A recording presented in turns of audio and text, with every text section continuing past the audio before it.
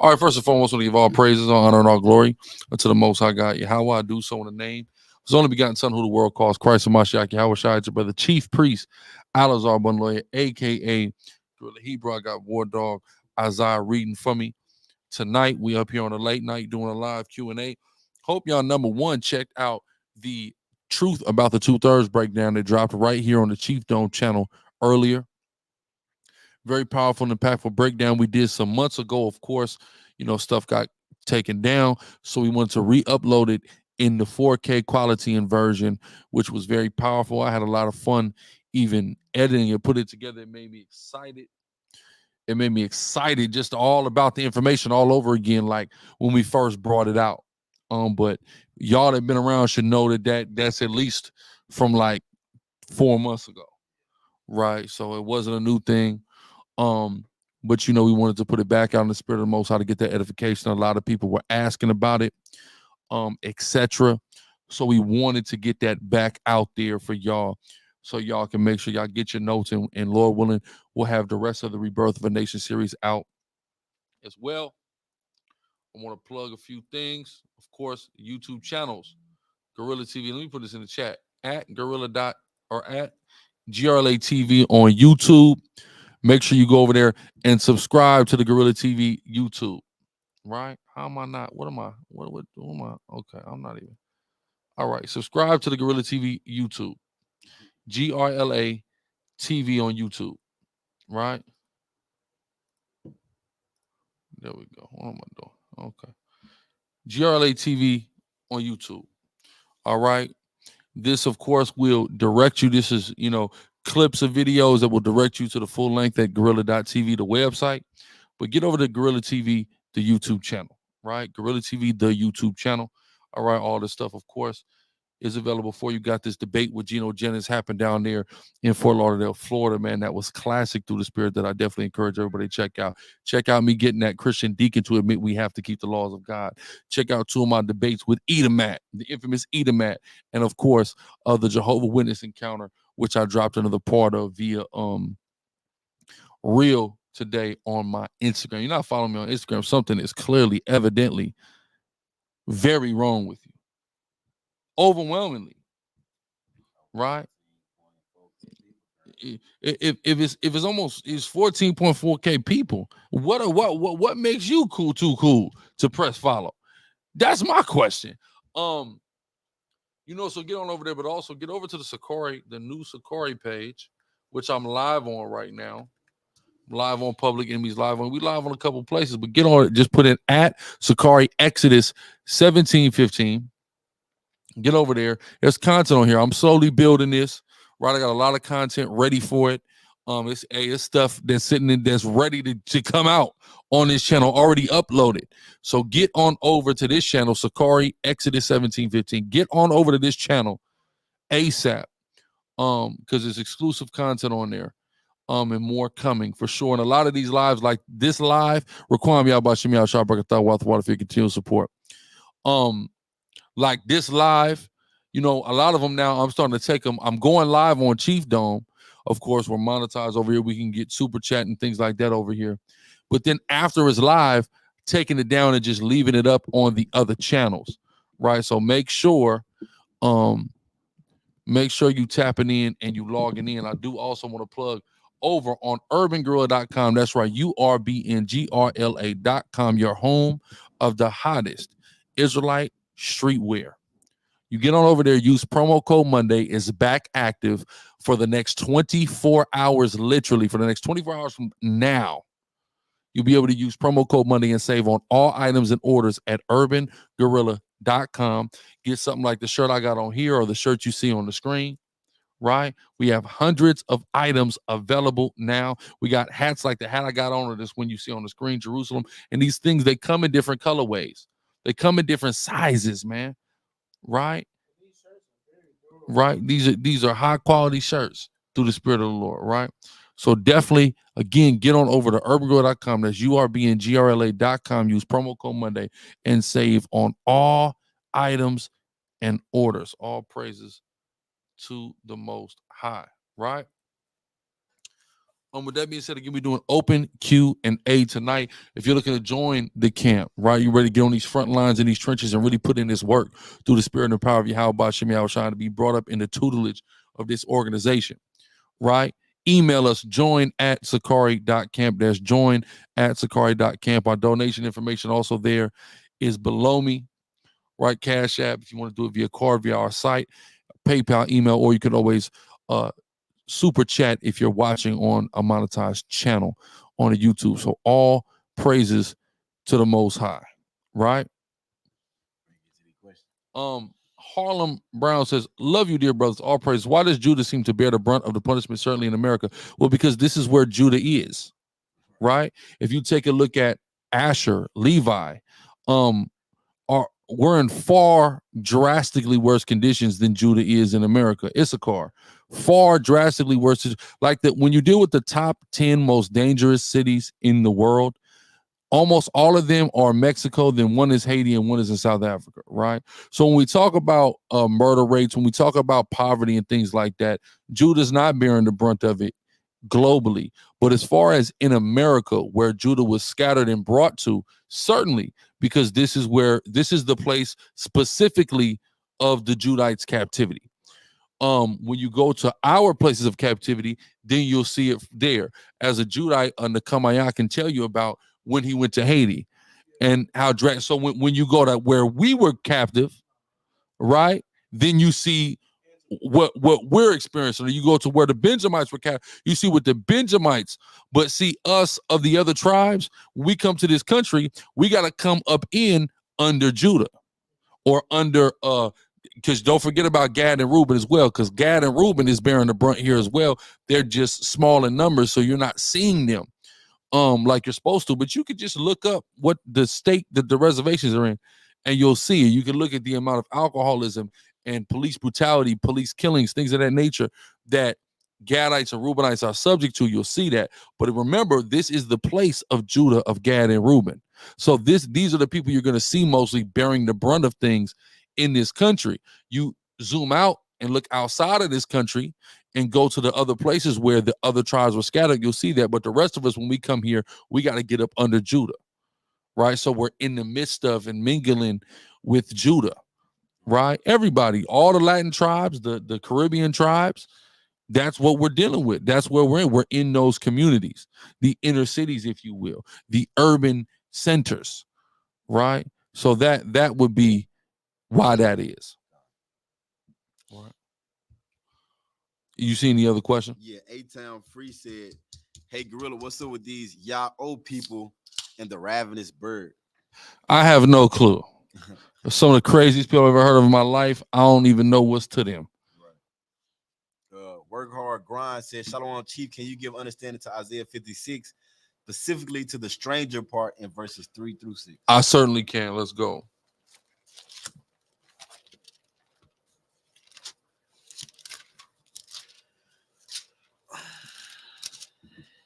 Con. Isaiah chapter 56. You want to start from the top? Yeah. Isaiah chapter 56 from the top. It says, thus saith Yahweh, keep ye judgment and do justice, for my salvation is near to come, and my righteousness to be revealed. Blessed is the man that does this, and the son of man that lays hold on it, that keeps the Sabbath from polluting it, and keeps his hand from doing any evil. Shalak, start back from the top. The prophet Isaiah chapter 56 verse 1. Thus saith Yahweh, keep you judgment and do justice, for my salvation is near to come, and my righteousness to be revealed. Blessed is the man that does this, and the son of man that lays hold on it, that keeps the Sabbath from polluting it, and keeps his hand from doing any evil. Read on. Neither let the son of the stranger that has joined himself to Yahweh speak, saying, Yahweh has utterly separated me from his people. Neither let the eunuch say, behold, I am a dry tree. Keep going. Yeah, we're going to go to 6. Verse 4, for thus saith Yahweh unto the eunuchs that keep my Sabbath. Salakia, we're going to go to 8. Go ahead. It says, for thus saith Yahweh unto the eunuchs that keep my Sabbaths, and choose the things that please me, and take hold of my covenant. Even unto them will I give in mine house and within my walls a place and a name better than of sons and of daughters. I will give them an everlasting name that shall not be cut off. So we have to stop there, right? Because this is the eunuchs, and what people do here to push false understanding and false narrative is they convolute the eunuchs and the strangers and what's said about the eunuchs and the strangers. These are two different types of people who have very specific messages here in this chapter. So it says the eunuchs will have a name better than sons and daughters. Why? Because eunuchs don't have children. They don't reproduce. That's the whole purpose of them being eunuchs, right? So that's why that's being said, meaning the reward that the Most High God is going to give them is going to be greater than the reward of having children. That's what's saying there. So these eunuchs are clearly, emphatically Israelites because they are stratified from the sons of the stranger that is going to be named there in the following verse. Let's go. Verse 6, it says, also the sons of the stranger that joined themselves to Yahweh to serve him and to love the name of Yahweh. That's right. To be his servants, everyone that keeps the Sabbath from polluting it. Right. The strangers who are going to be zealous about keeping the commandments of the Most High. Go ahead. And takes hold of my covenant. Holds on to the covenant. Now remember, if you're in the car, it's not the same as you're holding on to the car. The ride is not the same now, is it? Right. No, it's not. Not even a little bit. Right. Go ahead. Exactly. And takes hold of my covenant. Even them will I bring to my holy mountain. And make them joyful in my house of prayer. He will bring them. Right. They will be joyful. Read on. The burnt offerings and their sacrifices shall be accepted. The Most High is gonna, and that's not a new thing. He's always accepted their burnt offerings and their sacrifices as long as the temple has stood. That's not new, right? Go ahead. Their burnt offerings and their sacrifices shall be accepted upon mine altar. For mine house shall be called an house of prayer for all people. Shall be called. Okay, go ahead. Right, verse 8. It says, and the Lord God, which gathers the outcasts of Israel, says, yet will I gather others to him, beside those that are gathered unto him. Okay, go ahead. That's verse 8 right now. So read 8 again. Verse 8 again. It says, the Lord God, which gathers the outcasts of Israel. The Lord God, you got to slow down now. Go ahead. It says, the Lord God, which gathers the outcasts of Israel. This is giving you the timeline of this prophecy. Happens when the outcasts of Israel are gathered. So yes, after we're gathered, other people are going to come worship our God. That's the plan. Right. That's what us being in power is about. Right. So we set the world in order under our God and his rules and regulations and make everybody worship the only living God. That's the point. Right? Go ahead. It says, yet will I gather others to him beside those that are gathered unto him. So there'll be other nations present there. And you go to Isaiah 60, you'll learn all about them and what they'll be doing. Exactly. Matter of fact, let's go to that point real quick. What their role will be. The book of the prophet Isaiah, chapter 60, starting at verse 10. And the sons of strangers shall build up thy walls, and their kings shall minister unto you. Right. For in my wrath I smote you, but in my favor have I had mercy on you. So they're going to be present, right? They're going to be gathered there to build walls, to go to work. That's what they're going to be gathered for. Right? To be very clear. Right. So yeah, that's it on that. Next question. Saint Ephraim 128 said, why are Israelite teachers lenient when it comes to condemning the Olympics and Jake's participation in it? You'd have to ask them. I don't see the relevance in, going out of our ways to make videos against Olympians. Right. I just don't see it.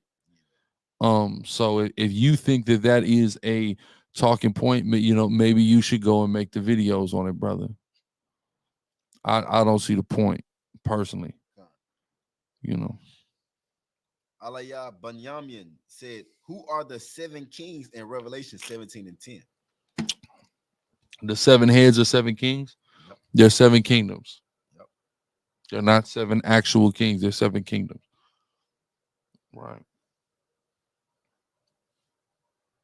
Go to it? No, we gotta go to it. Let's see.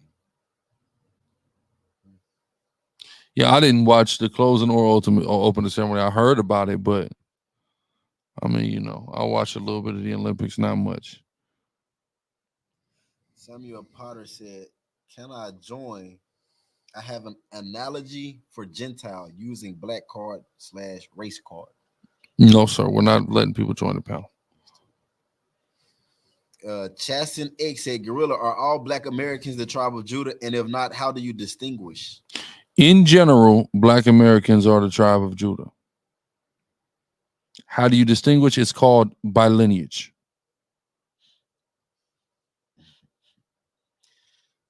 Khan Flip the Scripto said, "Shalom, Chief. Is Deuteronomy chapter 18, verse 18 about Yahushua, Joshua, or both?" It's not about Joshua at all, right? Let's go to Deuteronomy 18 and 18. Even though Joshua is the same name, Yahushua, they're both, their name is Yahushua, just so you know, in the Hebrew. But go ahead. Yeah, Deuteronomy chapter 18, verse 18. It says, "I will raise them up a prophet from among their brethren, like unto thee, and will put my words in his mouth, and he shall speak unto them all that I shall command him." Right, go ahead. Verse 19. "And it shall come to pass that whosoever will not hearken unto my words, which he shall speak in my name, I will require it of him." It's talking about Yahushua. So just so you understand, though, right? This is the word for Joshua, right? Moses said to Joshua, right? Amar meaning said, Mashar Moses. Amar meaning said again, I'll, right? Unto Josh. This is the word Yahushua. You see it? You see how it's written? Yahushua. Yahushua. Same name. Just so you know. Right? Just so you know. But no, that's talking about Yahushua. And just to prove that, let's go to that and do the end of Deuteronomy. Yep. Book of Deuteronomy, chapter 34.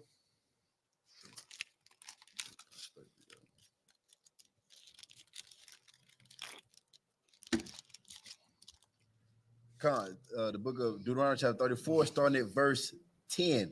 "And there arose not a prophet since in Israel like unto Moses, whom Yahweh knew face to face." There was not one. Right. Moses, Joshua's right here. Right. Matter of fact, get that word talk about Joshua right there. Princess Erica, Deuteronomy chapter 34, verse 9. "And Joshua the son of Nun was full of the spirit of wisdom." He's full of the spirit of wisdom. Go ahead. "For Moses had laid his hands upon him." "And the children of Israel hearkened unto him, and did as Yahweh commanded Moses." So Joshua is being listened to. Right. Right? Okay, cool. But then it says what? Verse 10. "And there arose not a prophet since in Israel like unto Moses." There wasn't one.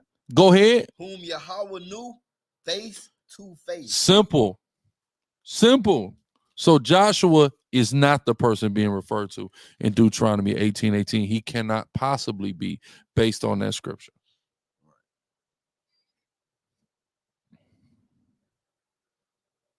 Also, hold on. Damn. I gotta y'all can anybody, if you're all on Chief Dome, can you join the channel? Is that an option? Let me know. Because I thought I had that turned on. But go ahead. Butterfly Thighs asks, "Hello, do you give biblical credit to the theory of intergenerational transmission of trauma effects? Putative role of epigenetic mechanisms, trauma passed down from paternal parent onto the child." 1000, I did a whole debate where that was my thesis to prove that we're Israelites was the epigenetics and the trauma. Right. But yeah, indefinitely. Soldier of Yah asks, "Are there any scriptures to overcome adversity setbacks in your business? Feeling pretty frustrated right now." What's the brother name? Soldier Yah. Soldier Yah. I want you to reach out to me either via email or via Instagram. And, you know, I want to talk with you further on that. So reach out to me personally. And I want to see what's going on with you and your business, man. And I want to give you the right words and guidance in regards to that. You've been a supporter a long time. And, having frustration with business, that's something I understand about. Don't worry about it. Number one, have faith in the Most High first and foremost. But I want to talk to you about the specific side. But just number one, of course, just give me Proverbs 16:3. I'm gonna give you this one off top.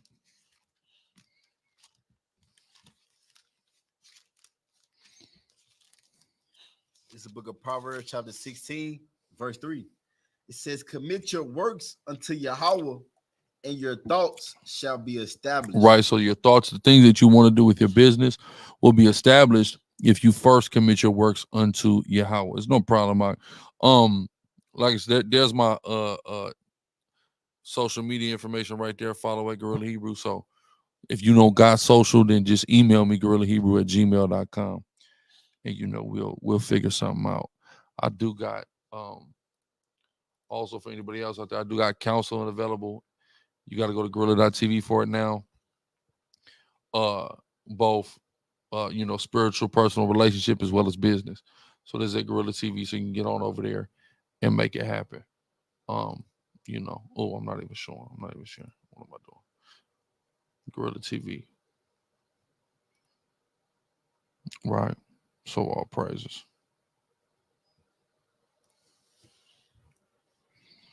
Go ahead. El Gallo said, Chief, when the script says, the dead in Christ shall rise. Since our spirit goes up after death, could this be referring to us awakening to this truth in Yahweh Shai?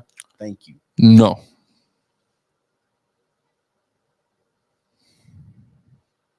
Right. Marvin III said, being a trader, can you sell a trade on the Sabbath if it's losing gains, as this is the way I earn money? I wouldn't say so. No. I would say shut down all trades before the Sabbath. Simple. Or set a stop loss. Best you can do. That's all you can do. And they got them trailing stop losses now. Mm-hmm. Okay. The trailing stop losses now. Okay. Like basically, you can automate. Yeah, automated is like it follow a certain amount of pips behind it now. Mm-hmm. Okay. Trailing stop loss for real. Wow. Yeah, it's smooth. Brother Keith. All praises. Shout out to brother Brother Keith, man. Real brother. Yeah. Princess Erica gave a super chat. Chaz X said, follow-up question. How do you determine lineage? If someone can only go back a few generations, how can they with certainty say they come from any specific tribe? Okay. Again, it's rather simple. Prophetically, in general, the people who are brought to specific places are specific people groups. The lineage goes back to specific tribes. It's a generalization. There is no certainty. So it's not with certainty. It's a generalization. And with faith. And first off, number one, with faith. Ample faith. But they have the different tribes produce certain spiritual fruits. Right. So there are spiritual fruits that are consistent with tribal designations, right? That work cohesively with lineage to further substantiate, right? Because there is a spiritual aspect. Each tribe has a specific spirit, right? Go ahead. Yeah, work hard, grind. Ask a follow-up question. He said, so the strangers are not Israelites emphatically in Isaiah 56. Emphatically, they are not Israelites at all. They are the sons of the stranger.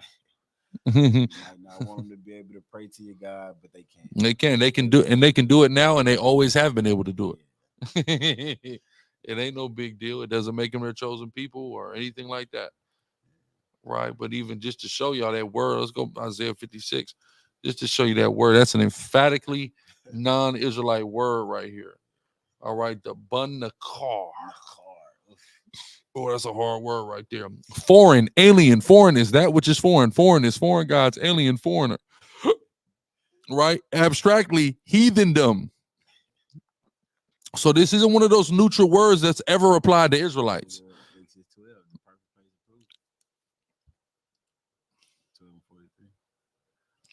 And Yahweh said unto Moses and Aaron, this ordinance of the Passover shall no Nakar and stranger eat thereof. Neither from the stranger's hand shall ye offer bread of Yahweh, of any of these, because their corruption is in them and blemishes be in them. They shall not be accepted for you. Right? You know? So yeah, pretty simple. Right. Oh, I wouldn't share it, but I gotta, you know what? I know what I gotta do to fix that in the car. All right, ready? User 15 said, Chief, could you break down the parable of the shrewd manager in Luke 16, Baba Kashah? Oh, yeah.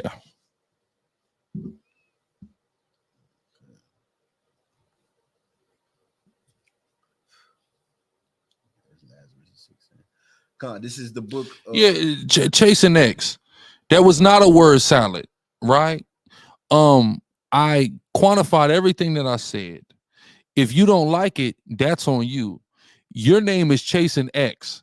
X means unknown. So you don't know who the hell you are, admittedly, by your name. Very simply, right? It's crazy. It's not. What did I say there was guesswork? When out of anything I said, did I say guesswork? Chasing, I'm now challenging you. Where did I say guessing is how you do it? When did I say that? There's not a guess that prophetically there was a foretelling of a certain group of people going to a specific geographical location. That place is listed in a geographical prophetic sequence, and the tribes that comprise that people group all have the similarities and indications of this tribe. Then you come from that people. Where's the guesswork? I would love to understand where we said guess, because there's people who will tell you when you're born determine your tribe, if you're right-handed or you're left-handed. That's guessing. Where is the guesswork that we've done? It's one of the dumbest things I've ever heard in my life, bro. Where we at? Luke 16? Yeah, Luke 16. Go ahead. Start from the top. Luke, St. Luke chapter 16, verse 1. And he said also unto his disciples, there was a certain rich man which had a steward, and the same was accused unto him that he had wasted his goods. And he called him and said unto him, how is it that I hear this of thee? Give an account of thy stewardship, for thou mayest be no longer steward. Then the steward said within himself, what shall I do? For my Lord takes away from me the stewardship. I cannot dig. To beg, I am ashamed. I am resolved what to do, that when I am put out of the stewardship, they may receive me into their houses. Verse 5. So he called every one of his Lord's debtors unto him, and said unto the first, how much owest you unto my Lord? And he said, 100 measures of oil. And he said unto him, take your bill and sit down quickly, and write 50.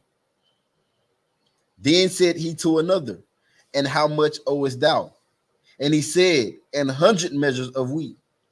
And he said unto him, take your bill and write 80.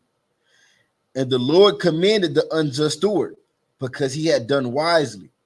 For the children of this world are in their generation wiser than the children of light. Keep going. No. Verse 9. And I say unto you, make to yourselves friends of the mammon of unrighteousness, that when ye fail, they may receive you into everlasting habitation. So just read the 9th verse in the NLT. Yeah, it's about to simplify the whole thing for you. Luke 16, chapter 9. In the NLT, it says, I tell you, use your worldly resources to benefit others and make friends. In this way, your generosity stores up a reward for you in heaven. Well, where you at? What? That's not the NLT. That's definitely NLT. I'm in the NLT right now. That's not how it's rendered in the NLT. Hold on. Verse 9. Yeah. I'm in the NLT right now. I tell you. It don't say I tell you. Yeah. That's NIV. Yeah, NLT don't say that. What's that? That's saying NLT. That's crazy. Yeah, that's not what it says right here. You good. Imagine that. Yeah, that's crazy. I'm already in Luke anyway. 16 verse Luke chapter 16 verse 9. In the NLT it says, here's the lesson. Use your worldly resources to benefit others and make friends. Then when your earthly possessions are gone, they will welcome you to an eternal home. Right. See that? So again, here's the lesson. Use your worldly resources to benefit people and to make friends with people. Be generous, benefit people, make friends with them. And then when you run out of resources, people are going to look out for you because you looked out for them. Right. That's all. But okay, so again, let's just reanalyze here what happened. All right. Let's reanalyze what happened. Let's start here. And just in NLT now. Okay, the whole thing in NLT. Yeah, it says just okay, so look what he says. He says the manager thought to himself, because he's a manager, right? He has an overseeing position. He doesn't have to do manual labor. He says, now what? My boss has fired me. I don't have the strength to dig ditches and I'm too proud to beg. Meaning I don't want to do manual labor and I have too much pride to beg people for money, right? He said, he said, I know how to ensure that I'll have plenty of friends who will give me a home when I'm fired. Basically, all these people, they're going to look out for me once I don't have a job. So he went and cut them a break on a portion of what they owed. Right. So guess what the rich man had to admire? The dishonest rascal. He's a dishonest rascal, right, but he understood that it was smart of him because he got friends through that, because he cut them breaks. That's all that's being said right there. He used earthly wisdom to his advantage. Well, chasing. You said you can't prove emphatically or be certain what tribe each individual belongs to. You said it's a generalization and there's no certainty. So you're in fact, no, how is a generalization guessing?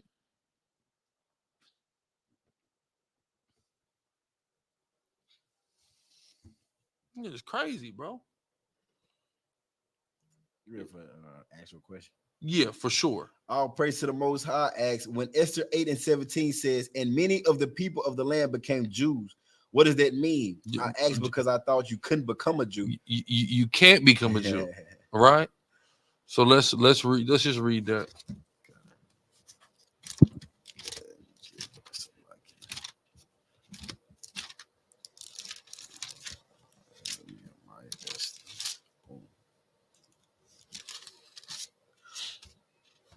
All right, let me start up a little bit.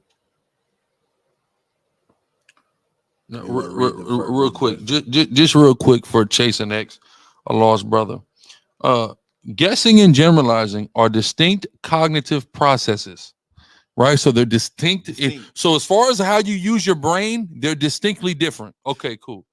Though they both involve making judgments or inferences based on available information. Guessing, definition. Guessing involves making a decision or an assumption without sufficient information or evidence. Right. It often relies on intuition or a lack of certainty, right? Nature, it is usually a spontaneous or random action. Right. Often when somebody is unsure of the correct answer or outcome, right? So now generalizing, definition. Generalizing involves drawing a conclusion based on specific information, observations, or experiences. It extends insights from particular cases to broader context. Nature, it is a reasoned process that often uses patterns, trends, or repeated experiences to make a broader statement or inference, right? The key difference is the basis. Guessing is often done with little to no basis in evidence, while generalizing is done after observing patterns or accumulating evidence, which is exactly what I said. Right? Certainty. Guessing has a lower level of certainty. Often involving more risk of being incorrect. Generalizing, while it can still be incorrect, is usually based on some level of reasoning or evidence. Application: guessing is more about making an immediate decision, whereas generalizing is about applying learned insights to new or broader context. In summary, guessing is a more speculative action, while generalizing involves using specific information to form broader conclusions. Sir, you are destroyed. And with that, you're gonna have to sit down and think about it. Time out. You have to sit down and let that sink in, brother, before you get to type it. I hope you like back up a little bit and put this in like 0.5, 0.75 playback speed, and just listen to what he just said to you. For real, dog. Lord in Christ. Why didn't I think of that? He got a bomb dropped on him. All praises. Oh my That was God. bad. Please listen to that in 0.75 playback speed. Yes, sir. That's crazy. I ain't gonna say. Back Mhm. there, say. Yes, sir. That's a chapter 8, verse 17, man. It says, "And in every province and in every city, whithersoever the king's commandment and his decree came, the Jews had joy and gladness, a feast and a good day. And many of the people of the land became Jews for the fear of the Jews." For the what? For the fear of the Jews. For the what? For the fear of the Jews fell upon them. This is talking about people claiming to be Jews because they were afraid of what we were going to do to people who weren't. Right. Because we were given carte blanche by the king to go and kill people. So now people are claiming to be Israelites who aren't even Israelites because they're afraid of the wrath of the Israelites. And when you take a look at that word, which we'll show right here in what is it, Esther 8:17, right? And I'm gonna get another translation too while I'm at it. We get the JPS to knock, which renders it very good. Yeah. Look at this. Yahadim, right? Which means what? To become a Jew, in fact, or in fraud, become Judaized. So all they did was become Judaized, right? As it says here, in fact, or in fraud. So basically, they began to act like they were us. It didn't make them us, okay? It didn't mean they became from the tribe of Judah, Benjamin, or Levi, which is what you would need to be a Jew, right? If you look at, like you said, if you look at the actual word for Jew, right after that, for the fear of the Jews fell upon them. Oh, good the point. Word Jew is a completely different word. So as you see here, see that? That's the Yahudim. There you go. Ha Yahawadayam, right? That's not what this says here. It's a reason for that. Even the root is different. See that? It's not the same. It's not a real Jew. It's a one in fraud. Right. So Esther 8:17 in the JPS real quick for y'all. And who is that? Issachar King Yabashim Yashabrakatah. Wathawadi, he said he passed the Sirach test. All praises, man. Lord. Getting ready. I think that's the brother I met that brother in our last trip out there, man. He was out front of the spot at the Gained Up Conference. Solid brother from the tribe of Issachar. Let's take a look at this. See this? And in every province and in every city, whithersoever the king's commandment and his decree came, the Jews had gladness and joy. This JPS, right? And many among the people of the land became Jews for fear the Jews was fallen upon. No, there's something else right here. What am I thinking about? It's in the Tanakh. Hold on. No, Esther 9. Never mind. I think I'm trying. I can't remember exactly what it was, but I think it was something in the JPS. I think it might have been earlier in the JPS that gave a little bit more clarity on that. But all praise. Yeah, where we at? And definitely smash that like button. All that. Moth. Yeah, correct, Shaka War. Moth. The NET is cold. Okay. What does the NET say? Yeah, it says throughout every province and throughout every city where the king's edict and his law arrived, the Jews experienced happiness and joy, banquets and holidays. Many of the resident peoples pretended to be Jews because the fear of the Jews had overcome them. They pretended to be Jews. Yeah. Okay, there's a movie that you should watch if you haven't seen it. It's called Do the Right Thing. And in Do the Right Thing, the black people and the Puerto Rican people in the neighborhood rose up against the Italian man and burnt his pizza shop down. And they was getting ready to burn the Korean store down. And the Korean came out and said, "I'm black too." It didn't make Koreans black. Right. It was the fear of that unruly multitude of blacks and Puerto Ricans on that block in Brooklyn that scared and frightened that Korean so much he didn't want his business burnt down like the white man's business. These people didn't want to get hung like the Amalekites got hung. So they sat there and pretended and tried to blend in and assimilate and act like they were us. That's all it was. This was nothing but a scene from Do the Right Thing. I'm black too, and they just had to laugh. It's a perfect recipe. He's through the spirit. Moses gave me that in the spirit. That's all that happened. I'm black too. I want to see if I can get a picture. Can't play the thing. They're gonna hit me. But let me. Matter of fact, it don't even matter because I don't even got this. I'm not even running ads on this. Hold on. Man, y'all niggas been spilling stuff on my keyboard. You know what I'm saying? We know who's been doing it. A guy up out of Memphis, man. My stuff sticking. It wasn't sticking like this. What's going on here? That's why I said I ain't want guys on my computer, man. Yep, here it is. Here it is.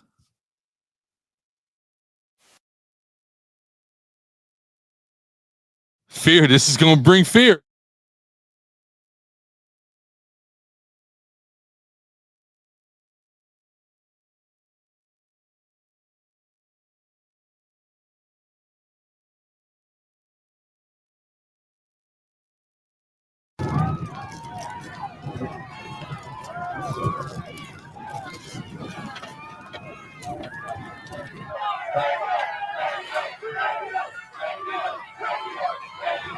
Come on, let's clean house. Shit.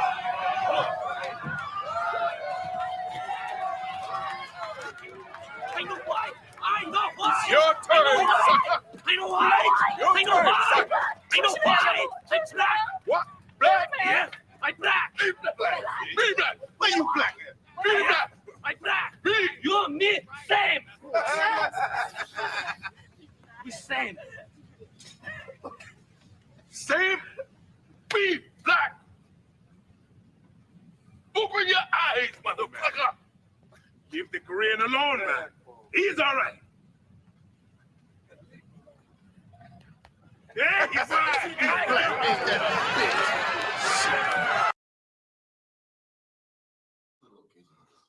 Brooklyn, New York. That was House Judah. Let him slide. Yeah, well, nah, but look, Benjamin the one told him chill out though. Right.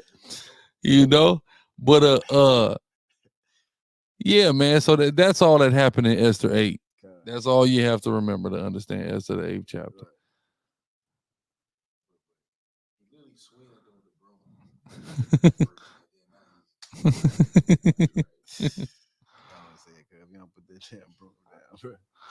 That broom ain't stopping nothing. There's 100 of us out here. Swiftly, nigga. Swiftly. I'm gonna ask a question, then go back up to another question that's a little bit more in depth. Azaziah Banyahawada said, Shalom, Chief Salakia, if you addressed before, but did you already change your stance on consuming mushrooms and sea moss? Hell no. Praise the Lord. Mr. Stewart said, can I get a breakdown on groves? I remember you briefly linking them to strip clubs, but the video was deleted. Was there nothing brief about that one? We went deep into it. Yeah, we went deep. He might have seen a brief breakdown of it, but that's okay. We go smooth back into it right now for you through the spirit and power. And that, but that's good. Let's write that down. Let's put that in our Rolodex.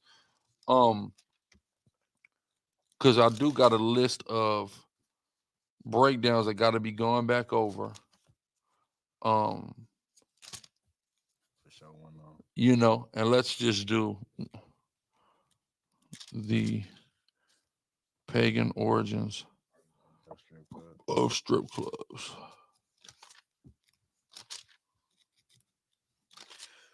Because Right. we had started off with the high places. It started off with the high places. Somebody was asking about the high places breakdown. I think it was Jeremiah. What's that? What was that? Jeremiah 20. Is it Jeremiah 23? Yeah.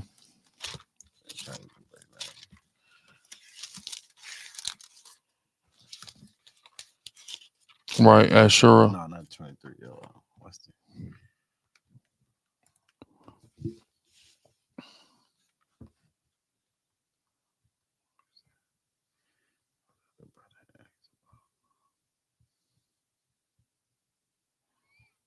Prince of Persia is a man. Feed the spirit, just real.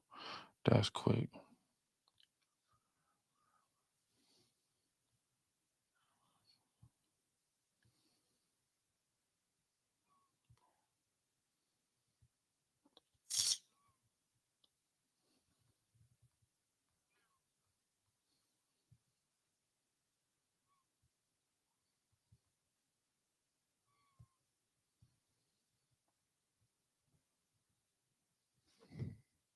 You ready? Yeah, well, I'm going into the word. This is the word for grove, right? Asherah, right? Which goes back to Asarte or Ashtoreth. Goddess, her images, sacred trees or poles set up near an altar, right? So they would actually set up these poles, and let's read what they were doing in these groves so you can understand. Now, the Most High, he told us to cut these things down. And there's a reason that he told us to cut these things down. Yeah, 1 Kings 14. We went through that whole chapter, or 18. We ain't gotta go through the whole chapter. Let's go to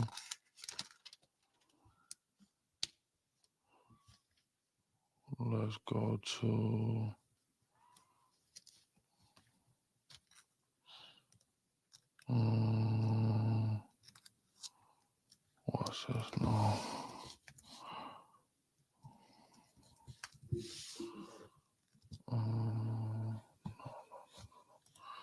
Not tapestry.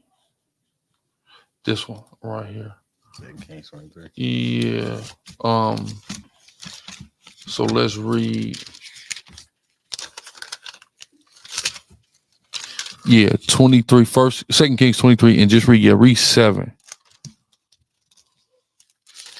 It's the book of 2 Kings, chapter 23, verse 7. And he break down the houses of the Sodomites that were by the house of the Lord, where the women wove hangings for the grove. Right, so wolf hanging. So I want to show you this term for sodomites so you can understand, right? So the root is quadash, right? Ha quadashim. Ha quadashim. Now quadash means holy. Right. And these guys were holy, but they were holy not to the Most High. They were holy to their God. So this is a male temple prostitute. So these sodomites in this instance are actually homosexual sodomites for religious purposes, right? A quasi-sacred person, i.e., technically a male devotee, meaning they're devoted to a specific deity by prostitution. So how they are, the religion or the God that they're following is telling them, in order to be devoted to me, you have to sell your body, right? To licentious idolatry, sodomite, or unclean, right? So the houses of the sodomites, these are the male prostitutes, right? Go ahead. Keep going. Verse 8. No, read 7 again. Verse 7, 2 Kings 23 and 7. And he break down the houses of the Sodomites that were by the house of the Lord, where the women wove hangings for the grove. You're right. So it says the women wove hangings for the grove. This is important as well, because this word hangings that it's saying, right, is it's a house, shelter, human bodies, all these things here. This is a house. It's not a hanging. So what there actually were weaving was a place to live, a habitation. Right. These were the booths that they went into to perform ritualistic prostitution, or what would now be a private, right? So you have the pole where they dance at. then you can get a private session with them. Well, they had that back in this time. They would dance around the Asherah pole, and then you would creep off into a private dwelling with them, and you would do things with them in exchange for money. So this is the origin of the actual strip club. That's where it comes from.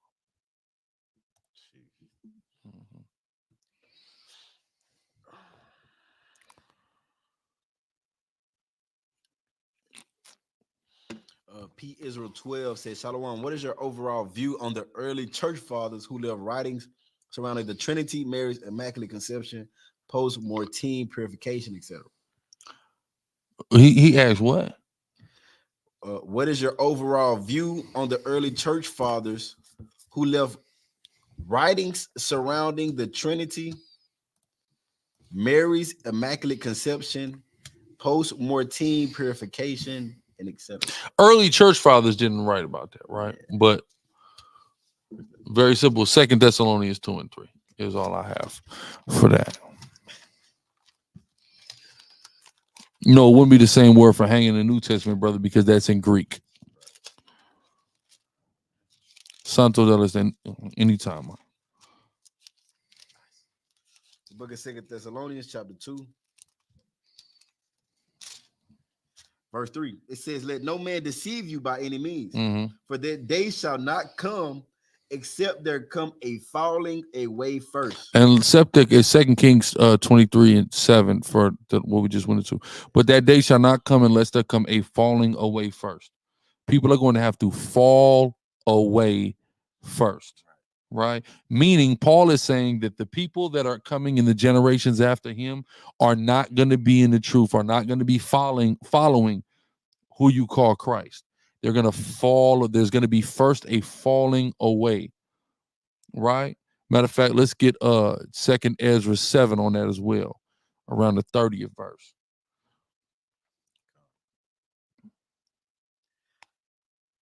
The book of 2 Ezra, chapter 7, starting at verse 29. It says, after these years shall my son Christ die, and all men that have life. Right. So after the death of Yahushua and the disciples, right, which you can read about historically as far as the disciples and how they were put to death, their crucifixions and stonings and things of that nature. Go ahead. It says, and the world shall be turned into the old silence 7 days. So the old silence means that the voice of God would not speak through his prophets. That wasn't happening during a complete amount of time, which would cover the time in which the quote unquote early church fathers and those who succeeded them, those who were a part of those councils who came up with the Trinity and the Immaculate Conception and all that.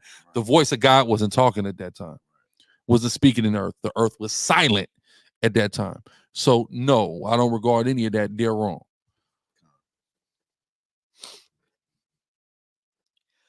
Lama Allah Yahweh said, I purchased the complete works of Josephus for a historical reference. I was thinking about purchasing Philo's writings. Who would you say is more reliable and why? I mean, history says Philo is more reliable.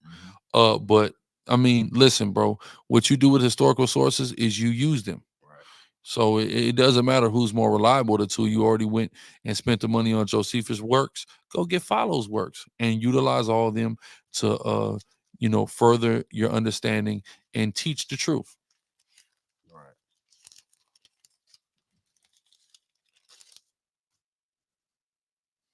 Circle said that stuff free. Yeah, but also it's good to have the written version. The written word is powerful to just use at your disposal and, to show people sometimes. But definitely there are virtual versions of all of that. Print it out. Put hard back on it yourself. That's a lot of work. That's a lot of pages. Yeah, I mean, it's a lot of pages. It's a lot of pages. For a lot of pages. Jalen Johnson, you might gotta reiterate this question, brother. It said, Chief, is Revelation KJV chapter 5 1/7 a end all say all on the Trinity belief? What verse? I'm assuming Revelation chapter 5 verse 1 and verse 7. No, so read that.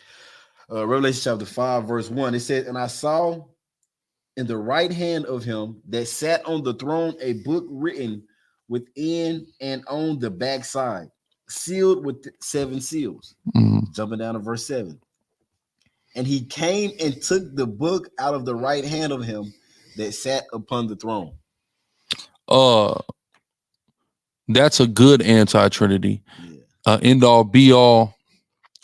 I wouldn't say that, and the reason I wouldn't say that is, I mean, it is to us, of course, but there's a lot of end all be alls. You need to compile all of them and pummel a cognitive dissonance suffering Trinitarian. That's what I would say. Do remember promo code Monday, urbangrilla.com, says you on all items and orders. You only got it for about the next 24 hours, 23 hours, something like that.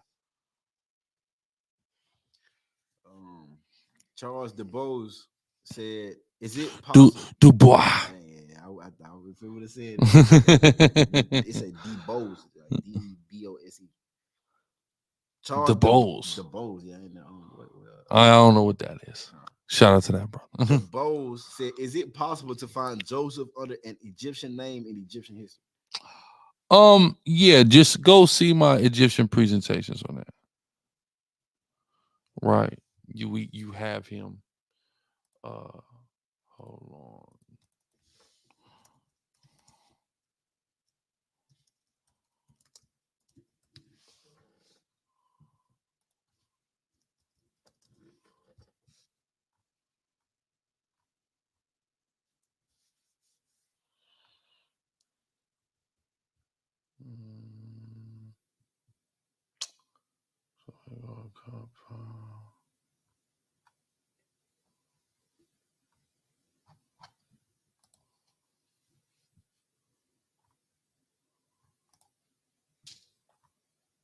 Yeah, I don't know if they had his name though. They have his statue though in the virus.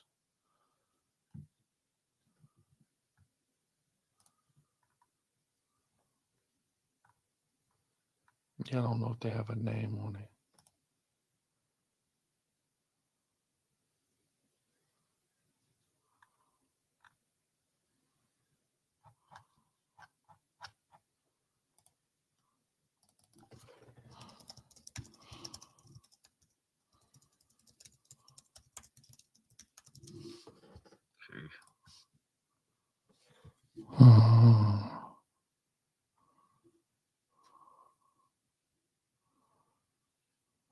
Yeah, the Avara statue.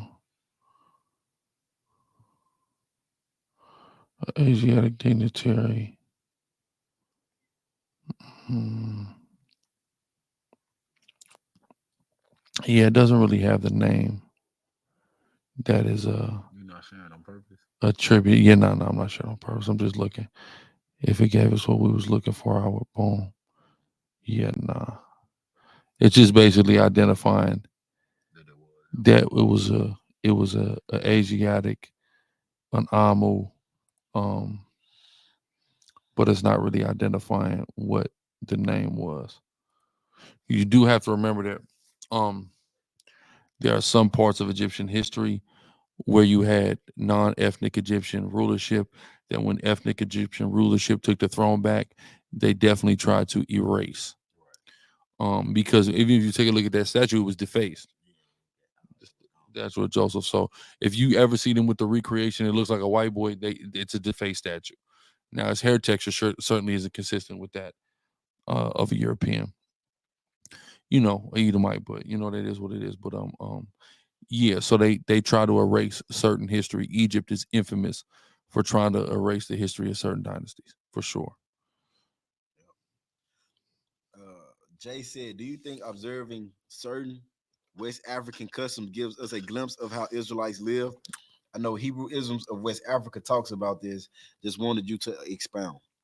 Some of them, not all of them. You know, some customs of your family here and throughout the Americas can give you the same thing. You know, but that's some. It's not all. Servant of the Most High God said, "Any tips for someone having a hard time fasting?" I mean, bro, you gotta just do it. I don't know what tips you can get. You gotta just, stop letting your flesh win, bro. because that's all that's happening. You're having a hard time because your flesh doesn't want to do it. You have to stop letting your flesh win. Simple. Use your spirit to defeat your flesh.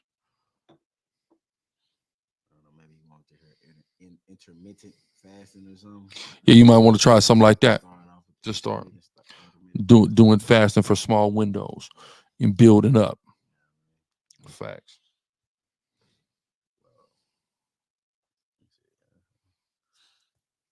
Pristine said, "Big ups to the SICARRI fam. Was Israel wrong for having Christ killed? I hear it was all a part of the plan, John 11:45-53, or was it evil and they should be held accountable? Thanks for your time." None of that matters. All right. What matters is that through his death comes the salvation of Israel. So we can argue morality or any of those things, but it literally was prophecy. It literally had to happen, and if it doesn't happen, we don't have a savior. So I'm not gonna get into was somebody wrong, etc. God said something was gonna happen, it happened, and through that thing happening, we will eventually get salvation. That's what matters. And Caiaphas in the spirit said that it was necessary for that one man to die for the whole nation not to perish. Which was his motive for a conspiracy against him to kill him. I mean, you know. I'm gonna go with the guy talking in the spirit. Mm-hmm. Is he? Mm-hmm.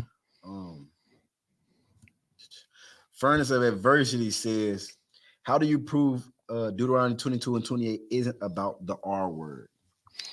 It's pretty simple. Let's go here. It's pretty obvious if you just read in context. So let's go. Okay, I'm sharing. All right, Deuteronomy 22. So all we gotta do is start at 25. All we gotta do is see 25. It says, "But if a man find a betrothed damsel in the field and the man force her," we know what force is. That's plain. That's clear. Force. "And lie with her, then that man only shall die." In 28, if a man find a damsel that is a virgin which is not betrothed and lay hold on her, it didn't say force. It said lay hold on her. It said, you see, there's two different words. Now, more importantly than the translation, because the translation does reflect something in the original. Chazak. Chazak is the word, right? Which means strength, right? You're overpowering somebody. We go to 28. Right, and lay hold, tapash. It's entirely different Hebrew words, entirely different translations. So how do we know it? Because we know what forcing a woman is, and that's covered in 25 and 26. It's not the same word or thing happening in 28. And what you have to understand about the book of Deuteronomy is the word means second law. Do means second. It's a reiteration of laws in previous books. So all you got to do is come to Exodus 22 and 16 to see the law that this is reiterating and elaborating upon. Exodus 22 and 16. "And if a man entice a maid," right? That's what it's talking about, enticing a maid. That laying hold on her is literally what you would call pulling. We call it, I pulled her. Yeah. Did you pull her? No, you didn't pull her, but you pulled her. Okay, cool. Check. "And if a man entice a maid that is not betrothed and lie with her, he shall surely endow her to be his wife. You owe her father a dowry for laying with his daughter. That's your wife. If her father utterly refused to give her unto him, he shall pay money according to the dowry of virgins." Meaning, if her father refuses negotiations, then there is a minimum standard dowry that he is said to pay for that woman. Simple. That doesn't mean her father now is saying you can't take her, because if he's saying that, then he can say that to everyone who has sex with her, and then effectively he'd be pimping his daughter out because he gets paid every time. Yeah, and like he said, when you read the exact law in Exodus 22, is verse 29 says the exact same thing. Exactly. Deuteronomy 22 and 29. "Then the man that lay with her shall give unto the damsel's father 50 shekels of silver, and she shall be his wife. Mm-hmm. Because he have humbled her, he may not put her away all his days." So, yeah. And again, when it says that last part is there necessarily because, again, because he did not negotiate terms with the father of the bride, there are those contingencies there that now because the father could have negotiated things that would cause or lead to divorce. So what this is saying is, if you go behind the father's back to obtain that woman, you can never put a woman away, because you defrauded her father the opportunity to negotiate the terms of his daughter's marriage contract. Very simple. Feed the Spirit said, yeah, y'all like, share, and subscribe, and keep liking the video, keep sharing the video, man. About the show. Watch the world. Feed the Spirit said, is the prince of the kingdom of Persia in Daniel chapter 10, verse 13, an angel or man? I answered that. That's a ain't. Oh no, that's a man. So like the prince of Persia is a man.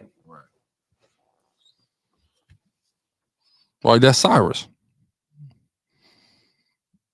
Yeah, exactly. That's Cyrus.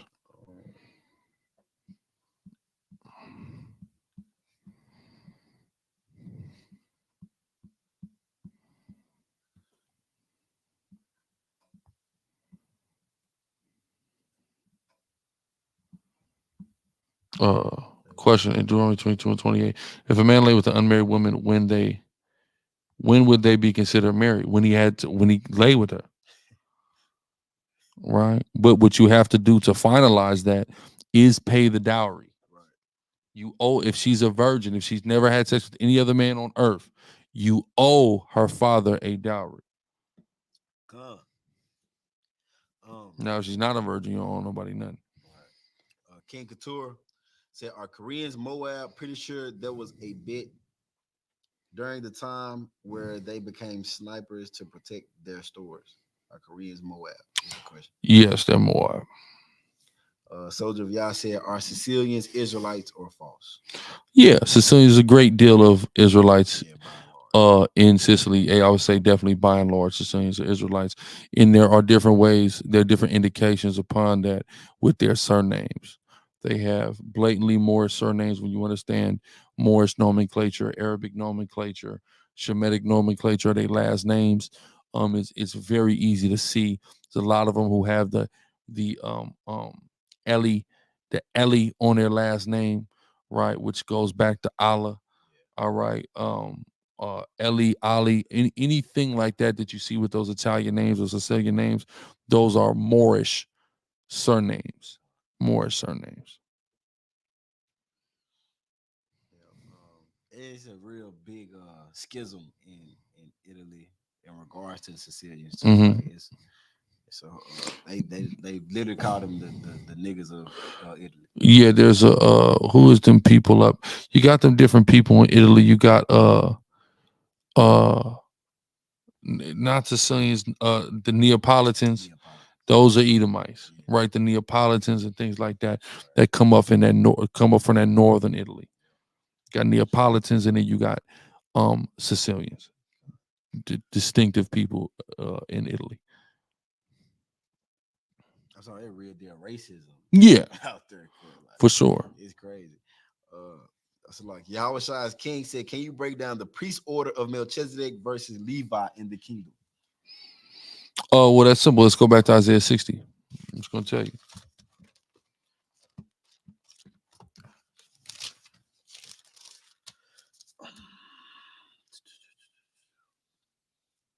All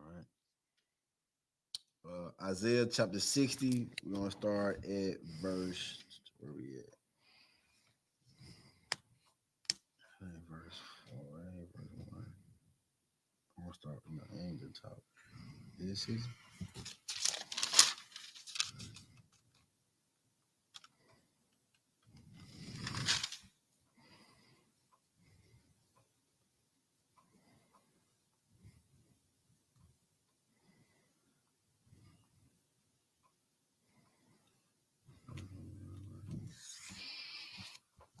You know what I'm looking for?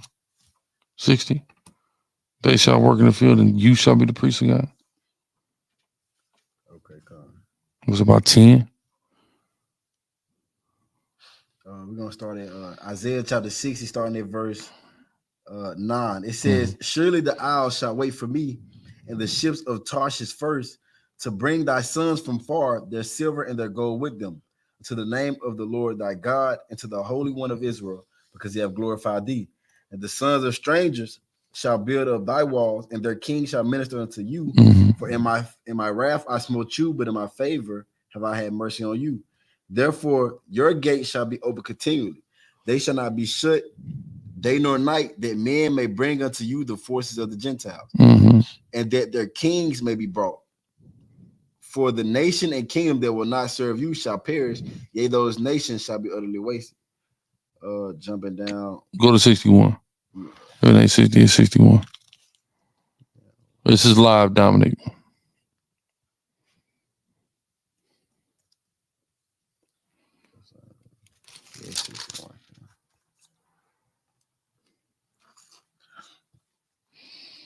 The give now on the SICARRII website is not loading. Let me see.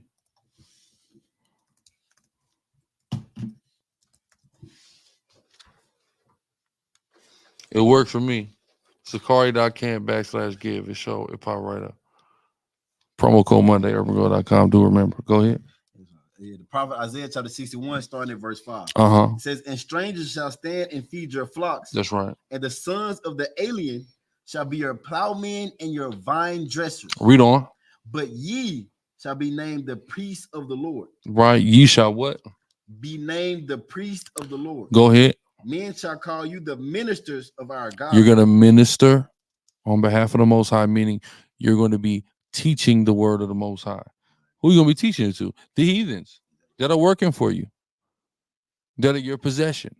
So that's how the different priesthoods work. The order of Melchizedek just qualifies all of the 12 tribes to be able to teach the word of God. The Levitical priesthood is a very specific function in the temple. Right. So that's how that works.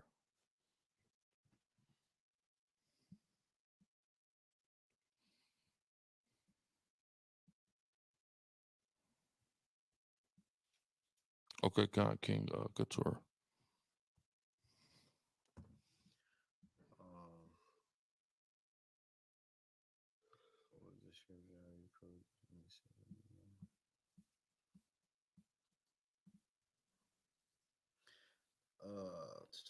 M. Gibbs said, Chief, have you seen Trump running mate JD Vance ties to Silicon Valley tech companies?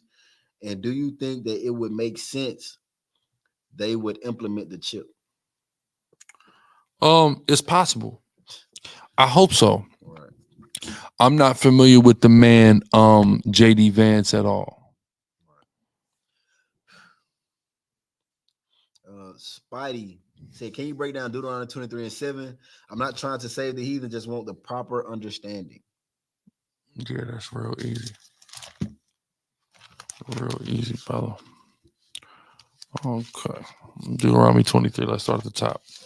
The book of Deuteronomy, chapter 23. Starting from verse 1. It says, he that is wounded in the stones or has his privy member cut off shall not enter into the congregation of Yahweh. Okay, so let's just stop there. Okay. No,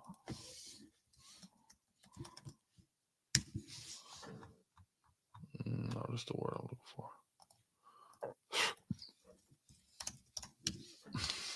Incredible.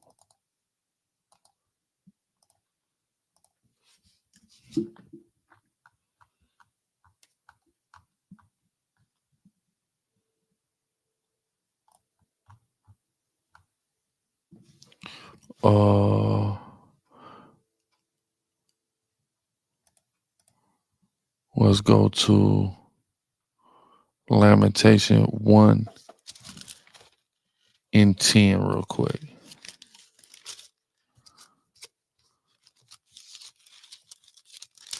The book of Lamentations, chapter 1, verse 10. The adversary has spread out his hand upon all her pleasant things.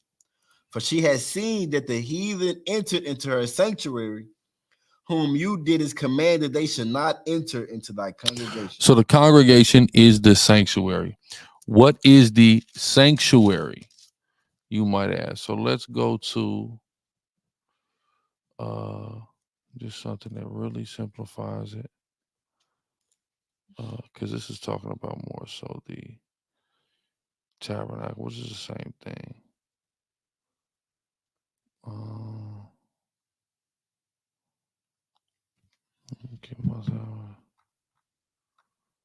Let's go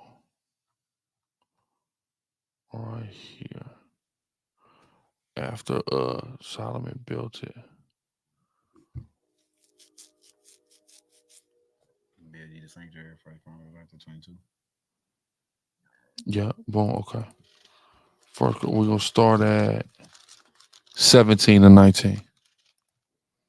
Solomon McFadden, Yabashimi Ashabakata with the water. Kind of book of First Chronicles, chapter 22, verse 17. It says, David also commanded all the princes of Israel to help Solomon, his son, saying, Is not Yahweh your God with you? And has he not given you rest on every side? For he has given the inhabitants of the land into mine hand. And the land is subdued before Yahweh and before his people. Verse 19. Now set your heart and your soul to seek Yahweh your God. Arise therefore and build you the sanctuary of Yahweh, to bring the ark of the covenant of the Lord and the house and the holy vessels of God into the house that is to be built to the name of Yahweh.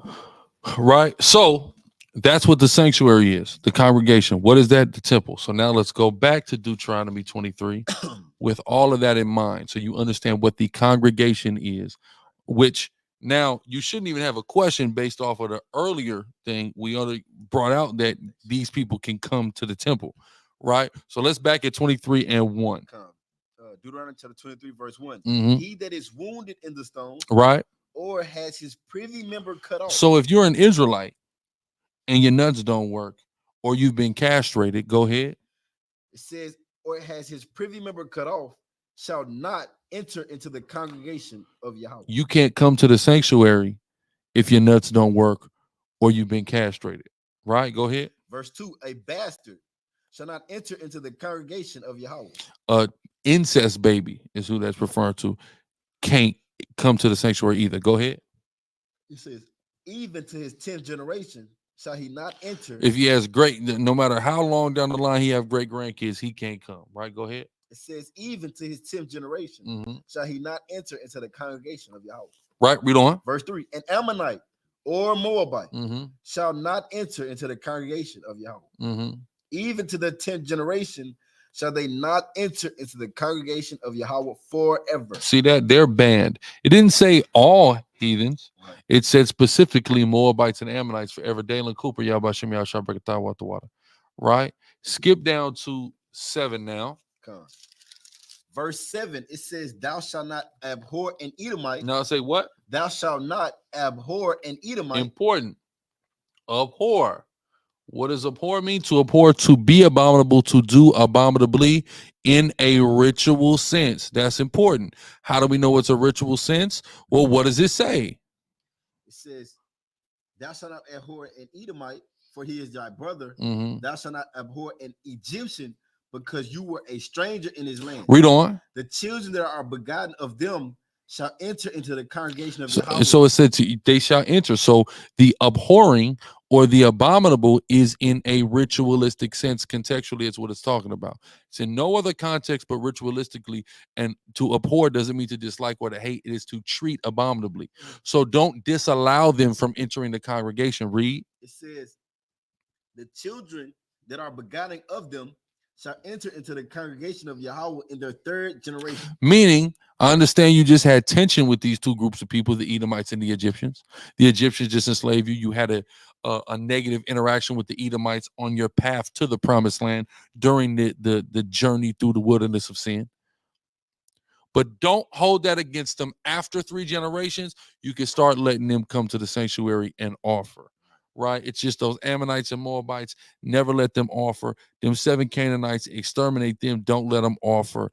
And if anybody got their nuts cut off, their balls don't work, or they are product of incest, even if they're an Israelite, don't let them offer. That's what's going on in Deuteronomy 23. Very, very simple.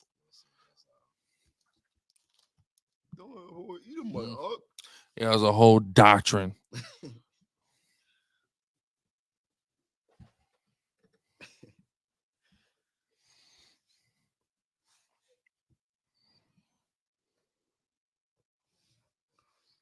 125:60 says, if we're not to use razors, why did the Most High tell Ezekiel to use a barber's razor in Ezekiel 5:1? Let's go there. Let's take a look at that. All right. It's not about if we're not to use razors. Who said we're not to use razors? Right? It's what you're using razors for. Right. To take a razor and destroy the corners of your beard, you're not allowed to do that. To destroy the corners of your head, to round the corners of your head, you're not allowed to do that. Didn't say you weren't allowed to use razors. Scissors are two razors. That's what's called a shear. What's that? A shear? What are shears? Right? Take a look at these shears. Right?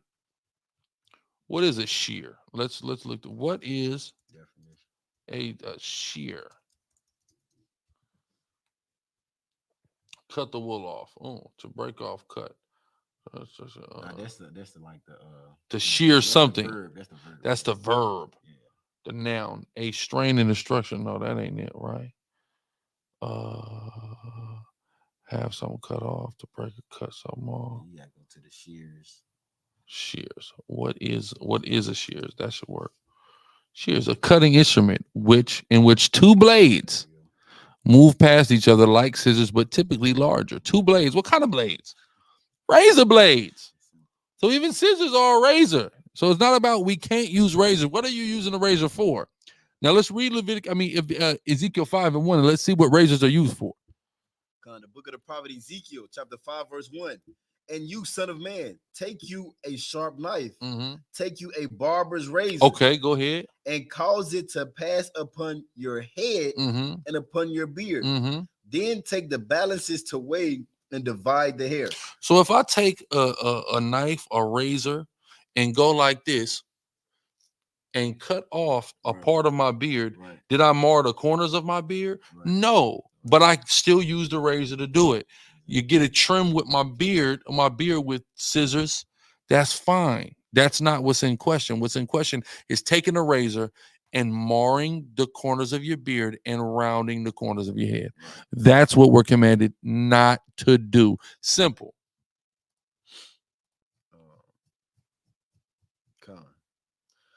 Nicholas Jacobs said, Shalom, Chief. I was just thinking about this a couple days ago. Do you think that Nat Turner's slave rebellion, although was unsuccessful, was a foreshadowing of Yahushua ultimately delivering us, especially seeing as how Nat Turner was a Judite? Possibly. And where were they going to? Jerusalem. Right. And it was, like you said, it was all predicated upon the word of the Lord.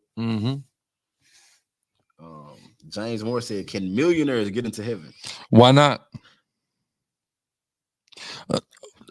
I want you to understand, a millionaire is not rich. A lot of our people don't even understand inflation adjustments. Like, for example, if you have $1 million in California, it's like you see what I'm saying? Like you're big, like you have it 400,000.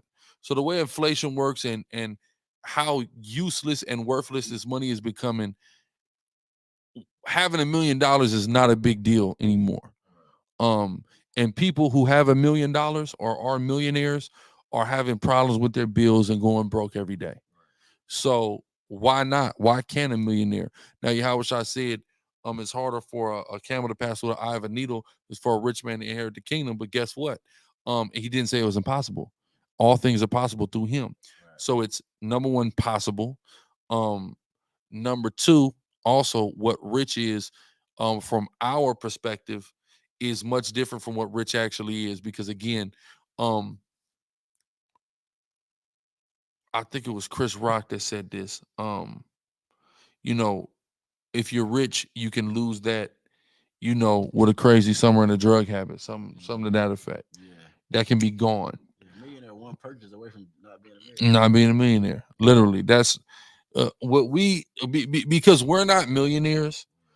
Our people, we look at that like, but when you actually take a look at the lifestyle and what's necessary, all the people that got to get paid, and first off, you get $1 million, they're taking 40% of it off top.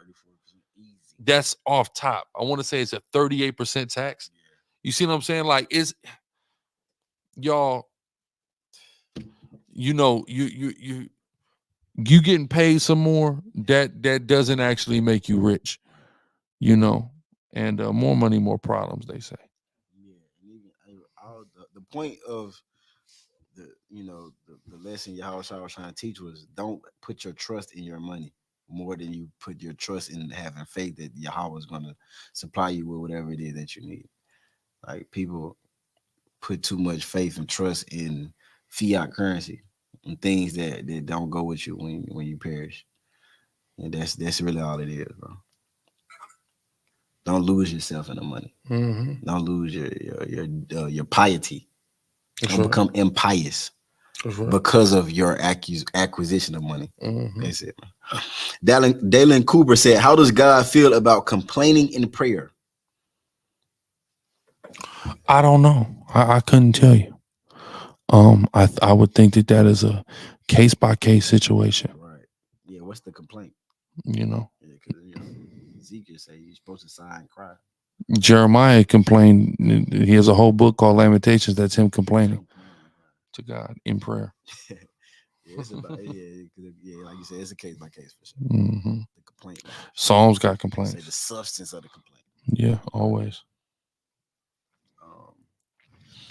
So make it slow. Hard to be a God 707. Y'all about Shemel Shabbat Water. Shout out to the whole 707 too, man. You know, I know something about that Vallejo, man. You know, everything up that way. Megan Israel said, "Can I shave the hair off my neck under my beard, like around my Adam's apple and under my ears?" Yeah, man, just go ahead and take yourself up a little bit. Again, don't take a razor to it.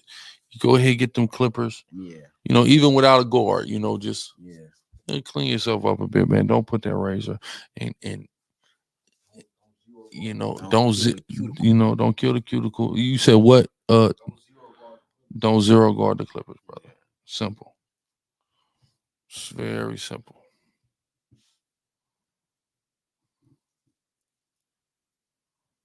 So Israelites can have stubble cuts. What is it? What do you mean a stubble cut? What's that? Yeah, what's that, bro? That's hair. Stubble, right? Last I checked, stubble was hair, pimp. And there's a low cut. You know. Most I didn't say a length. You see, he gave us parameters. Y'all be asking questions. You already have the parameters. Right. So if the stubble cut, if you didn't mar the corners of it, and it's a stubble cut, you know, the hair is still there, even though it's low, then you're fine. Right. You have your parameters, bro. Right. But if you want to have the Israelite struggle the first year or so, they struggle look, then he just hit them with this struggle look. Like, you ain't brought up under the right people. They don't really just go ahead lay down the culture properly to you. You just go into straight up caveman mode for some reason. Like you can just think now that you're in the truth, you got Most High just didn't let you still look fly. So that ain't what he was saying.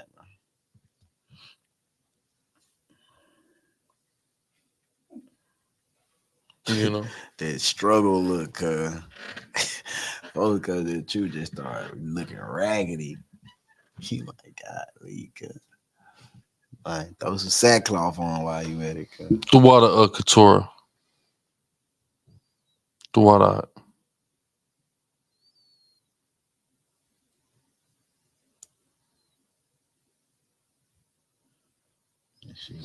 Yeah, in the quad, of course. That's why I say, man, we're just gonna do the Q&A, especially that breakdown earlier.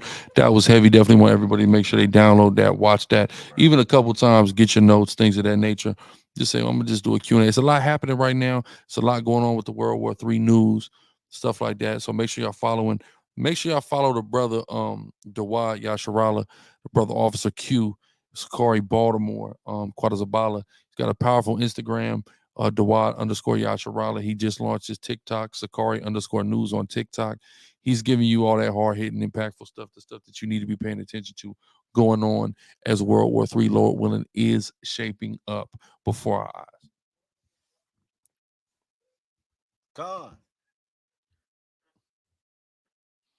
God. Shalom, Elder Yara. Jalen Johnson said, Chief, were there challenges that the Most High gave other nations? Were there challenges that the Most High gave other nations? I don't understand that question. I don't understand. Everything given to everybody is for the Most High's own. Yeah, I don't understand. Jose Andres Prado Sierra said, Chief, what do you got on the Council of Trent? I remember it had some bombs in there, but it's been a long time. Yeah, it's been a long time for me too. I'd have to refresh on that. Council of Trent. You see the wrestling question. Wrestling question. Do you think the Mercedes Moné / Sasha Banks made a good decision to go to AEW as opposed to going back to WWE, looking at how she is booked by Tony Khan? I think that anybody making a decision to go to AEW, if it is for the purpose of the furtherance of their career, is making a horrible decision. One, unless they are an upstart and they're trying to make their way, I think it possibly could be working out well for Shane Strickland and giving him an opportunity to go to WWE with some clout. But as for Sasha Banks, I think it was a horrible decision. I think she would have been better on the independent circuit. But if she just wanted a payday, it's great to go to AEW. Tony Khan is going to pay you. He has a endless supply of money to just pour into a very rapidly failing professional wrestling fanboy project. Oh man, he's paying niggas so much money, and it's just bad. I'm talking about his first episode. I think was like 1.3 million. Right now, they're struggling to get 500,000 people to tune in. 5 years later, your audience isn't supposed to diminish like that. That's poor, and they're on TBS and TNT. You know, they're on major player networks. So I think Sasha, but WWE rubbed her the wrong way, so I'm not mad about her leaving and the whole thing and their lack of pushing black women. So when her and Trinity left, but Trinity's back. So I think she should come back. But it is what it is. Or she could have stayed in Japan, but I just Tony don't know how to book her. He don't know how to book anybody. He doesn't know what he's doing. Can Israelites have dogs? Yeah. The whole world is yours, brother. Right. Mm-hmm.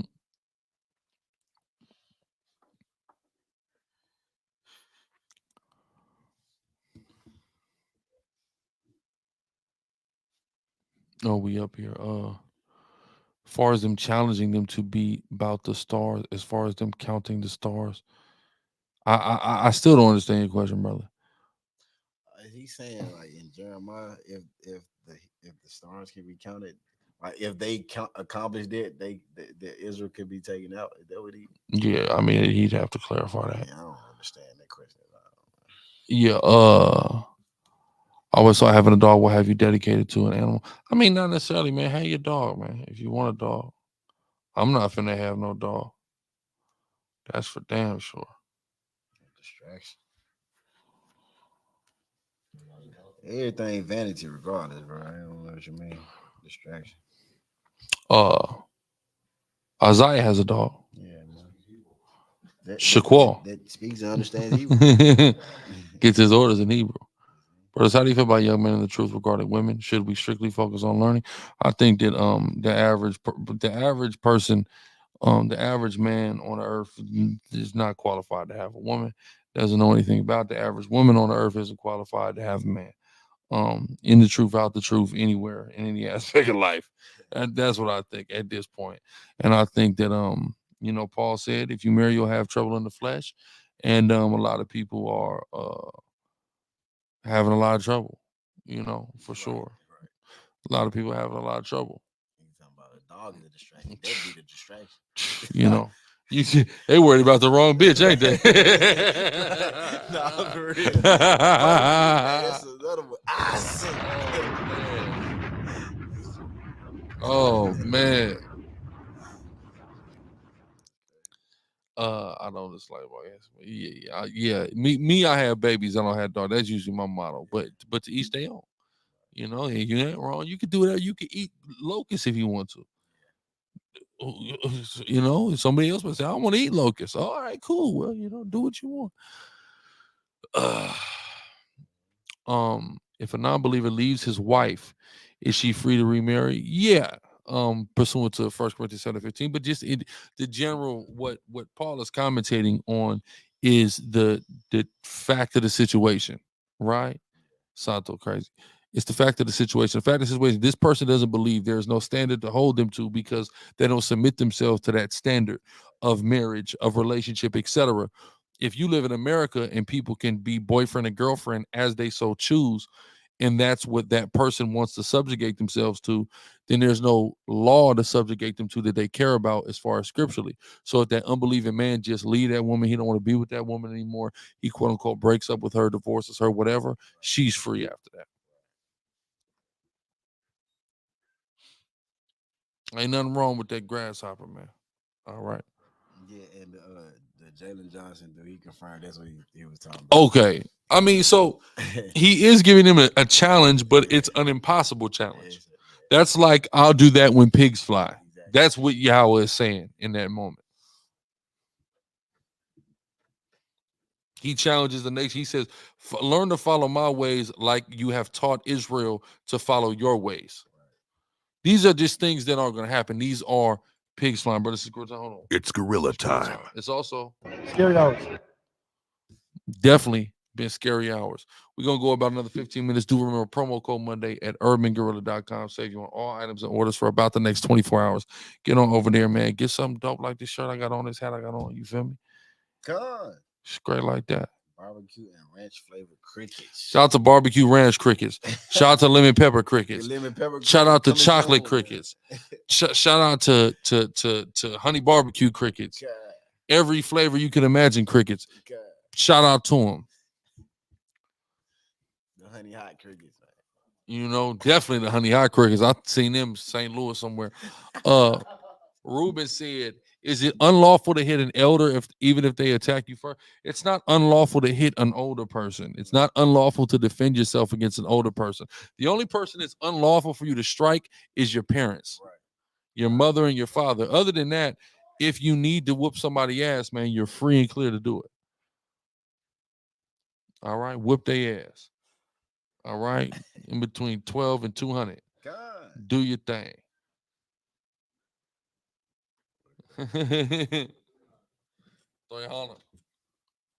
All praise to the Most High. Do remember, y'all, want to get my plugs in real quick. Do remember, you get on over to gorilla.tv, grla.tv.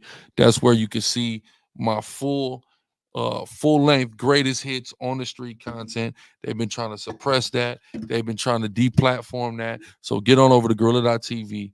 It's owned and operated, you know, by us and for us, myself, and of course, the good people at czyn.network. So you get on over to gorilla.tv, man. Sign up at just $5. You sign up for $5, get access to all the content, man. grla.tv. Let me put that again, y'all. Just for the $5.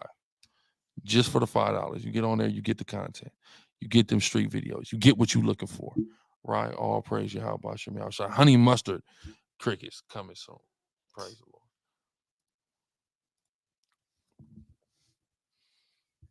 It's just women been tempting me, but I don't know if I only want to focus on manifesting the kingdom, testosterone through the roof.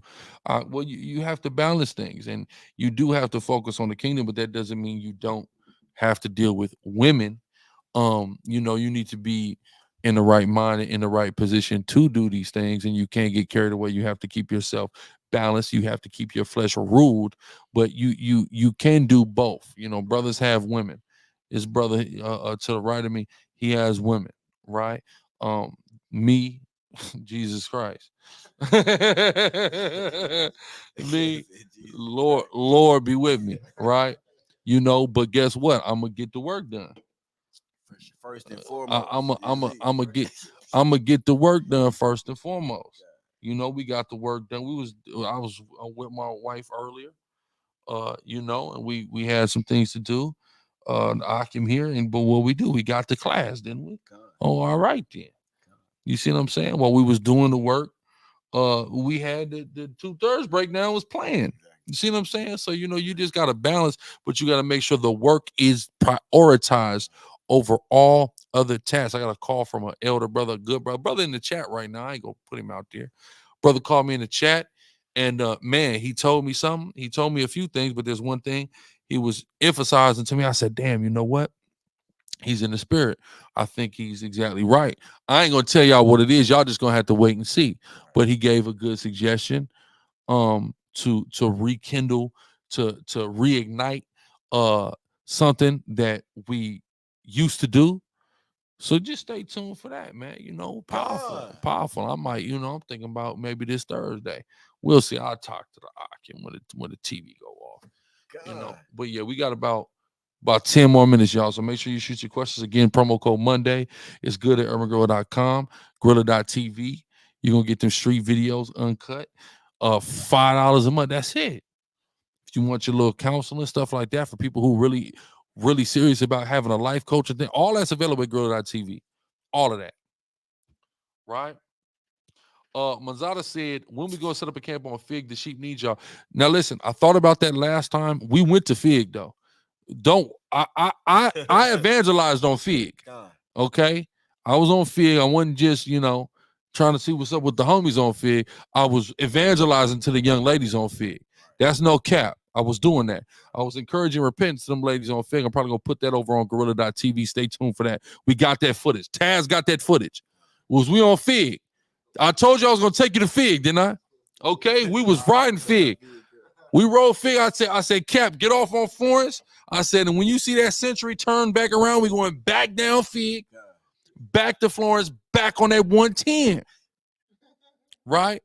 And guess what? We was evangelizing. But I definitely want to do a Fig camp, like a full-fledged Figueroa takedown. I don't care, but you know, I want to, before I do that, I want to counsel with my brother, my big brother, my esteemed elder, the incomparable Andre Taylor, also known as Gorgeous Dre.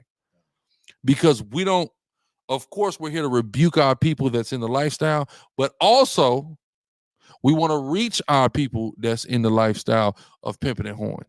So by doing that, I want to do it in the best methodology possible that's going to be received by both sides. Because guess what? There's some of them brothers who's out there, who's in that lifestyle, who might have a few bras up under them. And that brother can go and be a powerful man of God and husband and go from having, you know, 3 or 4 girls selling for him to having 3 or 4 wives in his truth. Right? So I don't want to rub people the wrong way, even though it's going to be inevitable, but I want to present the information in a way that is going to be most palatable to all parties involved. So I want to get some wisdom from the elder, from my big brother, on the best and most effective way to do that. But most definitely, man, you know, I got to come on. You know, I got to get out there to that Fig. I got to give back to that Fig, right? As Isaiah said, so is CZY separate from Gorilla TV? Yes and no. Essentially, CZY is the parent of Gorilla TV. Gorilla TV is just going to be, for the most part, my street videos. Now, the same content from Gorilla TV will also be on CZYN, including additional content also on CZYN. Deacon's content and other stuff will also be at CZYN.network. So everything won't be on Gorilla TV, but the street teachings will definitely be there. CZYN will have all the Gorilla TV stuff and more. That's why one is $5 and one is $15.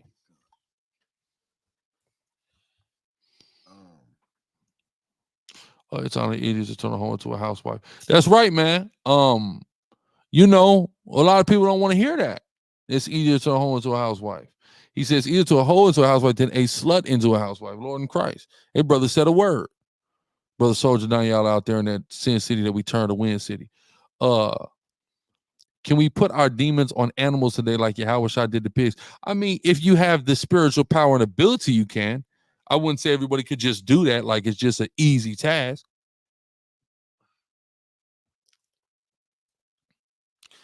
Is the number that can't be counted the regeneration of all Israel? No, the number that can't be counted is an innumerable amount of Israelites.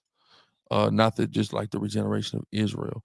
No problem, brother Isaiah D. Rich. Shalom. Shalom. All right, we got about 5 more minutes, y'all. 5 more minutes. Hey, brother Megan asked, what year was it when you were in Sunset? When you went to Sunset Park, and do you still have that? I went to Sunset Park that had to be. It was me. It was Captain Tazama Moth. It was Sergeant Shamar Yashar. We was in Sunset Park. I believe it was on 4th. Believe what did we take? What train did we take? We took the R train. Correct me if I'm wrong. It was the R train? That was. It was when Tommy Sotomayor got socked on. I believe.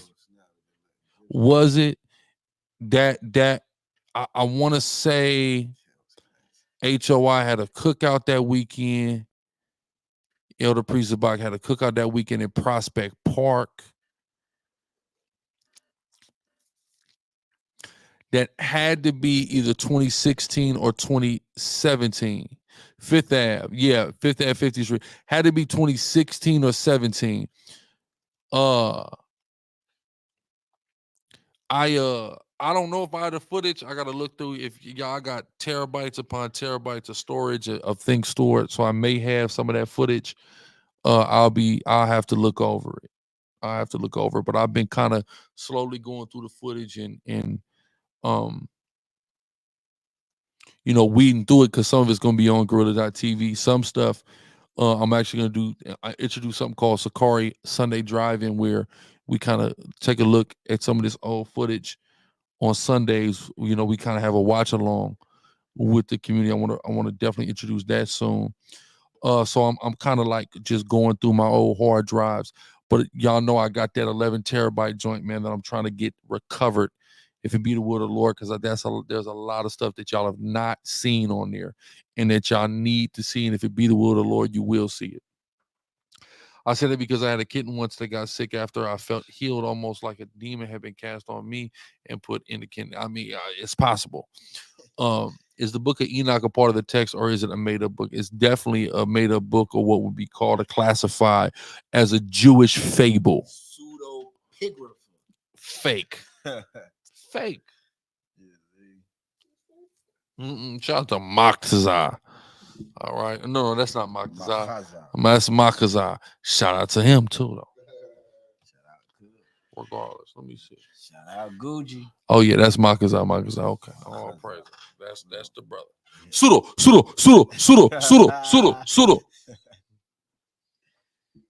Right? He said this is written in Talmudic style, and that's a great point, right? And then these fools. So I did a debate. Not these fools. Shout out to my brother Drew Nazar. But I did a debate, and we had an after debate, and people were criticizing my utilization of the Talmud as a historical source. And people, do SICARRI believe in the Talmud now? What? It's not about belief in the Talmud, but we can take a look at things in there, and we can make certain proofs with it, though. It is a historical source. We don't have to agree with the theological conclusions of the individuals who are the authors to acknowledge the valid historicity that exists in the book. Come on. And everything in the book is not horrible, right? It was something I was looking at the other day because I heard somebody mention this on a podcast. And I wanted to, and it sounded good to me. So I wanted to look into it, right? Where is this at?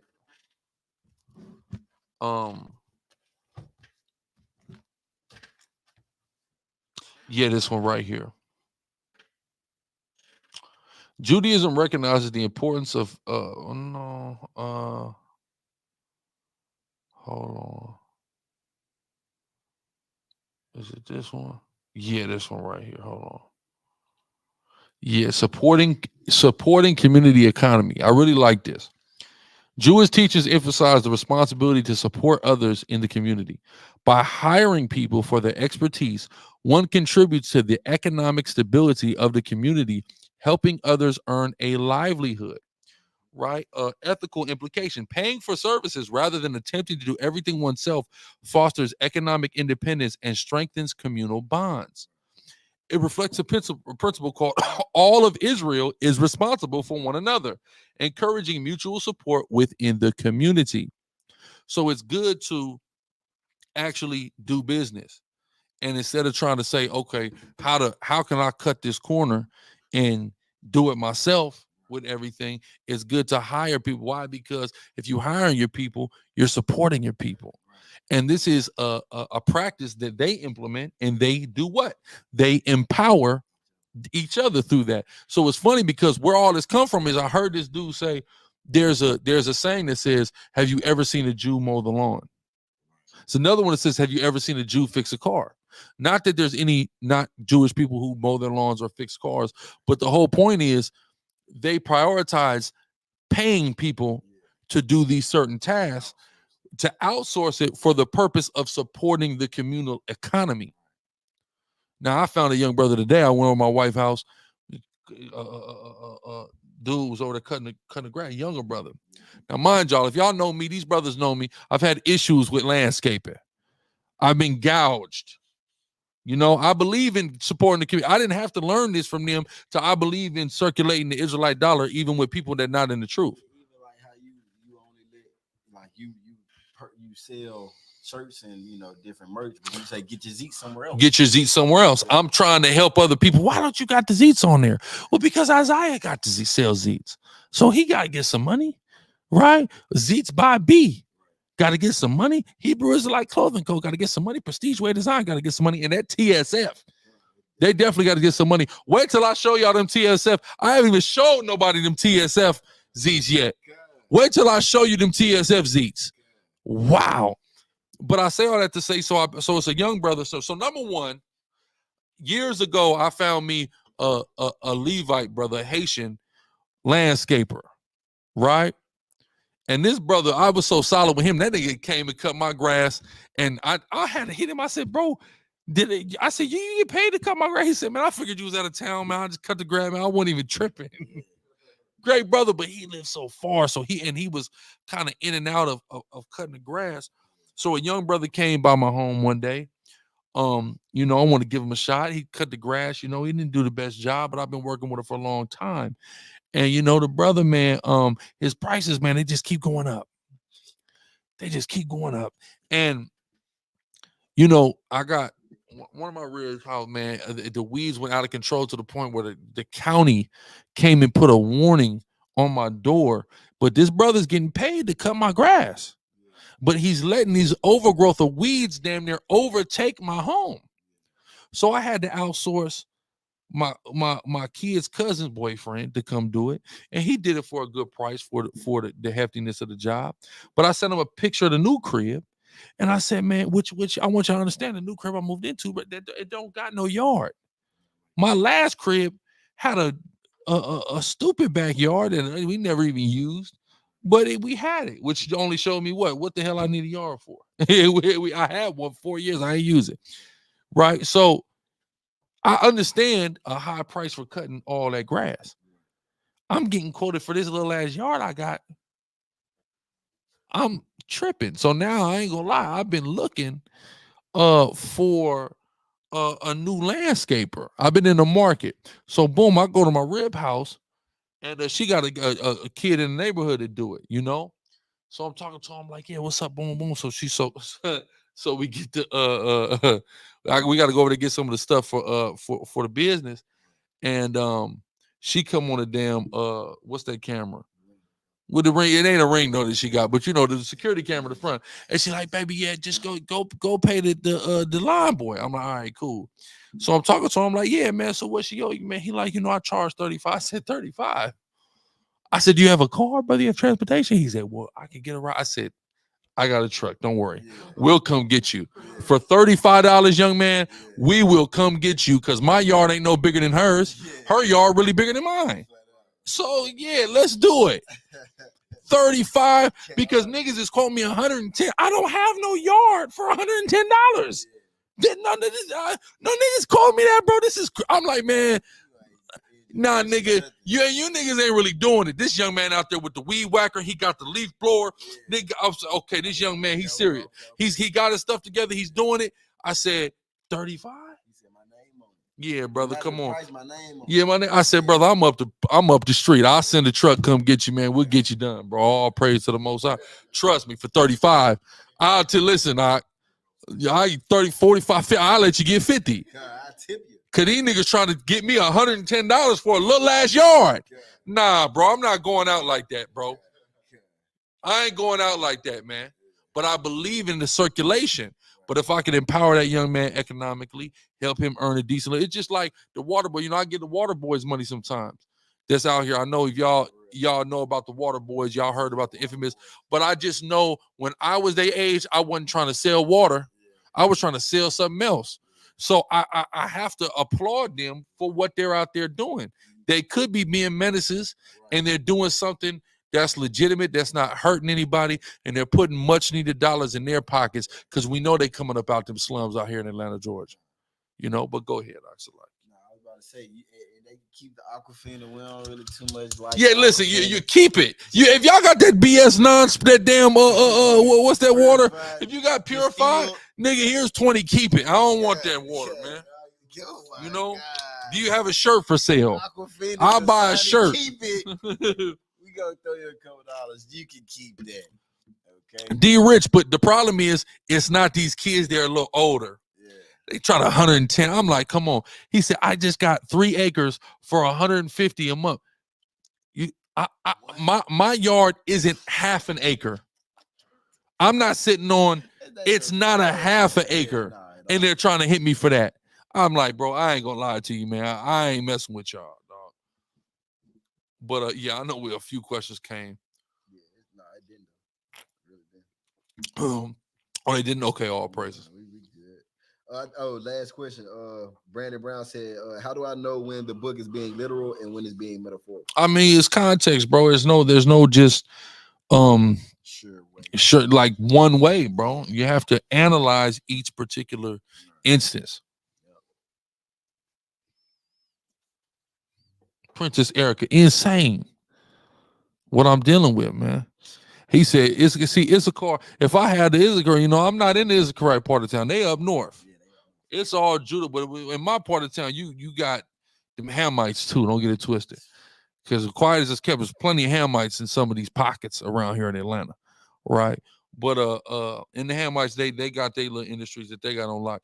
But messing with the Judites, all praises to the Most High. But a couple of them, man, they asking for a little too much. And I got a young Judite brother, man. I'm getting ready to help out, man. He getting ready to put me together, and I definitely tip the brother. All praises. Can I break down why he said hit Home Depot? See, but they don't. You got to go in the morning if you want them. They already, by the time I'm ready to get a Home Depot, ain't no Issacharites waiting outside. They gone. They already got drafted. And realistically, those folks don't be wanting that little paper either. They like, man, what you need? And they like, oh I need something heavy. I need some. You know what they say? Oh yeah, you know what they say? What you need? Oh, get the guy from El Salvador to do it. That's a y'all be Issachar cigar. Y'all be treating Zebulon wrong. And them Asher, we got them Asherites up here.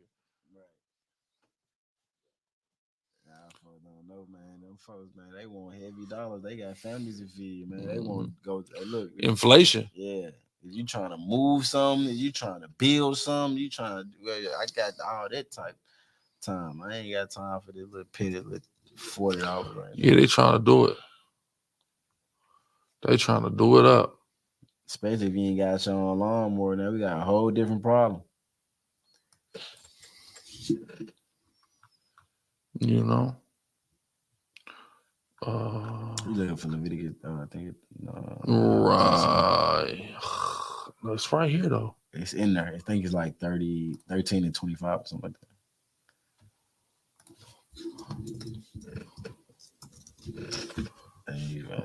No. It's unkept. You just spelled kept wrong. Hold on. Is it disheveled? I'm spelling that the fuck wrong. It's an E. DISSHE. Something like that. Damn. You might add too many S's. 3 S's right there, cuz. Might have. Yeah, 3 S's. It's one. It's not even 2. All right. What's 3 S's right there? That's crazy. Oh. Still okay. Oh. It's crazy because the lexicon search don't be right. You find it for you real quick. I don't know what to do.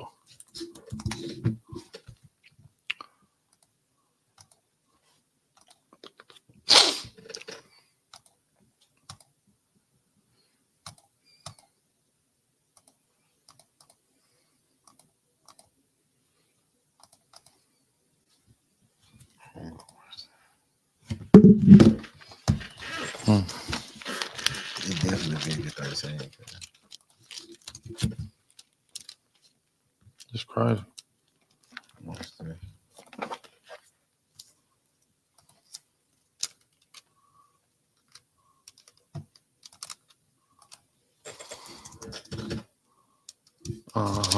Yeah. This is it. This is it right here.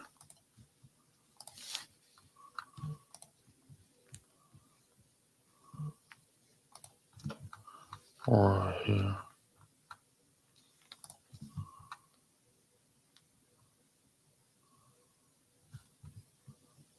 Right here. Okay, so brother talk about dreads being unlawful. Asked the question. He said, can you break down why dreadlocks are unlawful? Leviticus 10:6 in context speaks on grieving. Correct. Well, let's take a look. Leviticus 11:45. So there are one group of people who's supposed to keep their hair unkempt, right? It can tell you. And the leper in whom the plague is. So when you have the plague of leprosy, his clothes shall be rent. You rent your clothes. His head bare, and he shall put a covering on his upper lip, right? Like a COVID mask, and shall cry, unclean, unclean. Right? That's what a leper does. Now, when you take a look at head bare, Strong's H6544, pariah, right? Which I think probably where you get the term pariah. It says to lead, to act as a leader, to let go. This is the key here. To let go, to let loose, to ignore, let alone, to let go, let loose, to let alone, avoid neglect. So this is you just neglecting your hair, letting it just do whatever, and that's how the dreads are formed. Now the brother asks about Leviticus 10:6, which is dealing with the priest. We go here, and Moses and Aaron, and Moses rather said unto Aaron and unto Eleazar and unto Ithamar's sons, uncover not your heads, neither rend your clothes, lest ye die. Right? It's typical of somebody in mourning to let themselves go. That's what it's saying there. Uncover your head, rend your clothes. Let's take a look at rending clothes.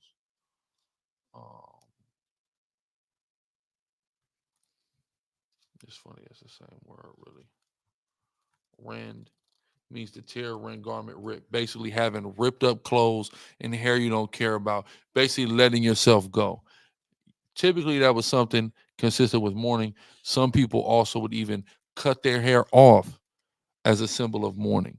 But what the law is teaching us is the only people that's truly appropriate for are lepers in Leviticus 13 and 45.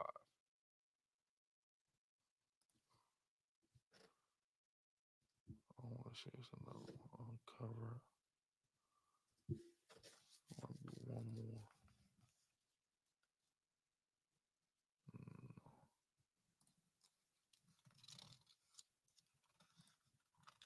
But this uncover is the same word there for bear, as y'all can see, pariah.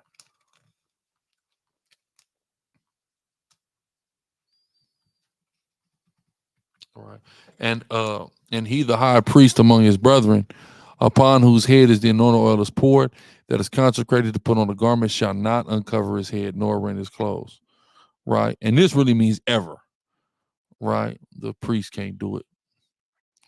And the priest shall set the woman for and uncover the woman's head. In this instance, she's taking the covering off her head. Boom. Right. So yeah. Right. Having dreads is something that's only supposed to be somebody who's in a temporary form of mourning, which again, if you're just mourning because you mourn for 7 days, your hair ain't gonna turn into dreads in 7 days. Right. But a leper, he always has to be like that as long as he has the plague. That's what turns into dreads. Simple. Right. Kamala Harris is the woman riding the dragon of Revelation. That's crazy. They're asking a question.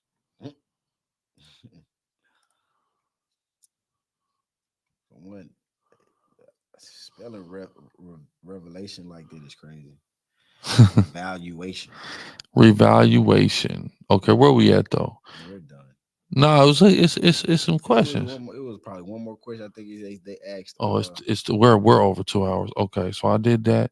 What advice can you give those who want to do the work, know some scriptures, but not really good at teaching? If that makes sense, join SICARRI. Email join@SICARRI.com. That's my advice to you, young Zoe. Stuff that I can't see because I'm on Chief Dome. Oh, okay. Makes sense. Yeah, 5, 6 in the morning they getting drafted. And will Egypt play a big part in the war? I mean, we'll see. Egypt itself isn't really mentioned in those prophecies, but that doesn't necessarily mean anything. Hey, Chief, with the new 2/3 breakdown, will it be in America when the Bible references that all shall hear the truth because we have to go spread the truth to the Israelites outside America? I don't know what Bible verse you're talking about, Rocco. What tribe is Jamaicans? Benjamin says. Some grass with Simeon like Carter. Yeah, that's a great line, right? Most High. Most High gave me that line through Officer Tazadak Sicarii Dallas, right? He said he gets the Simeon like a Latin tribe. I said I'm in the club with the Simeon like Cardi B. I'm referring to a semi-automatic weapon. Okay, I did that. How you deal with Edomites, racist BS at work? I ignore it. Yeah, that's exactly what you should do, brother. That's great wisdom, King Couture, because it's not gonna go away, and they like to try to tempt us to trick us out our spot. So do your thing, work your job. Don't let Esau trick you out your position. I thought they were good. No, my brothers went bald, haven't dressed. That's crazy. Do you believe Kamala Harris? Hell no. I had. Brother just received a breakdown. He said the water I've been battling with cutting them, setting an appointment with the barber tomorrow. All praise. Yeah, we had a brother, man. I'm talking about all praise. This brother cut his. Sergeant Shamar, man, he had 10-year, decade. I'm talking about his dread was long as hell. But all praise to the Most High. We're gonna end on that again. Promo code Monday at urbangrilla.com for about the next day or so. Man, save you on all items and orders. We have all praise, honor, glory to Yahweh, Shem, Yahweh, Shai, say shalom.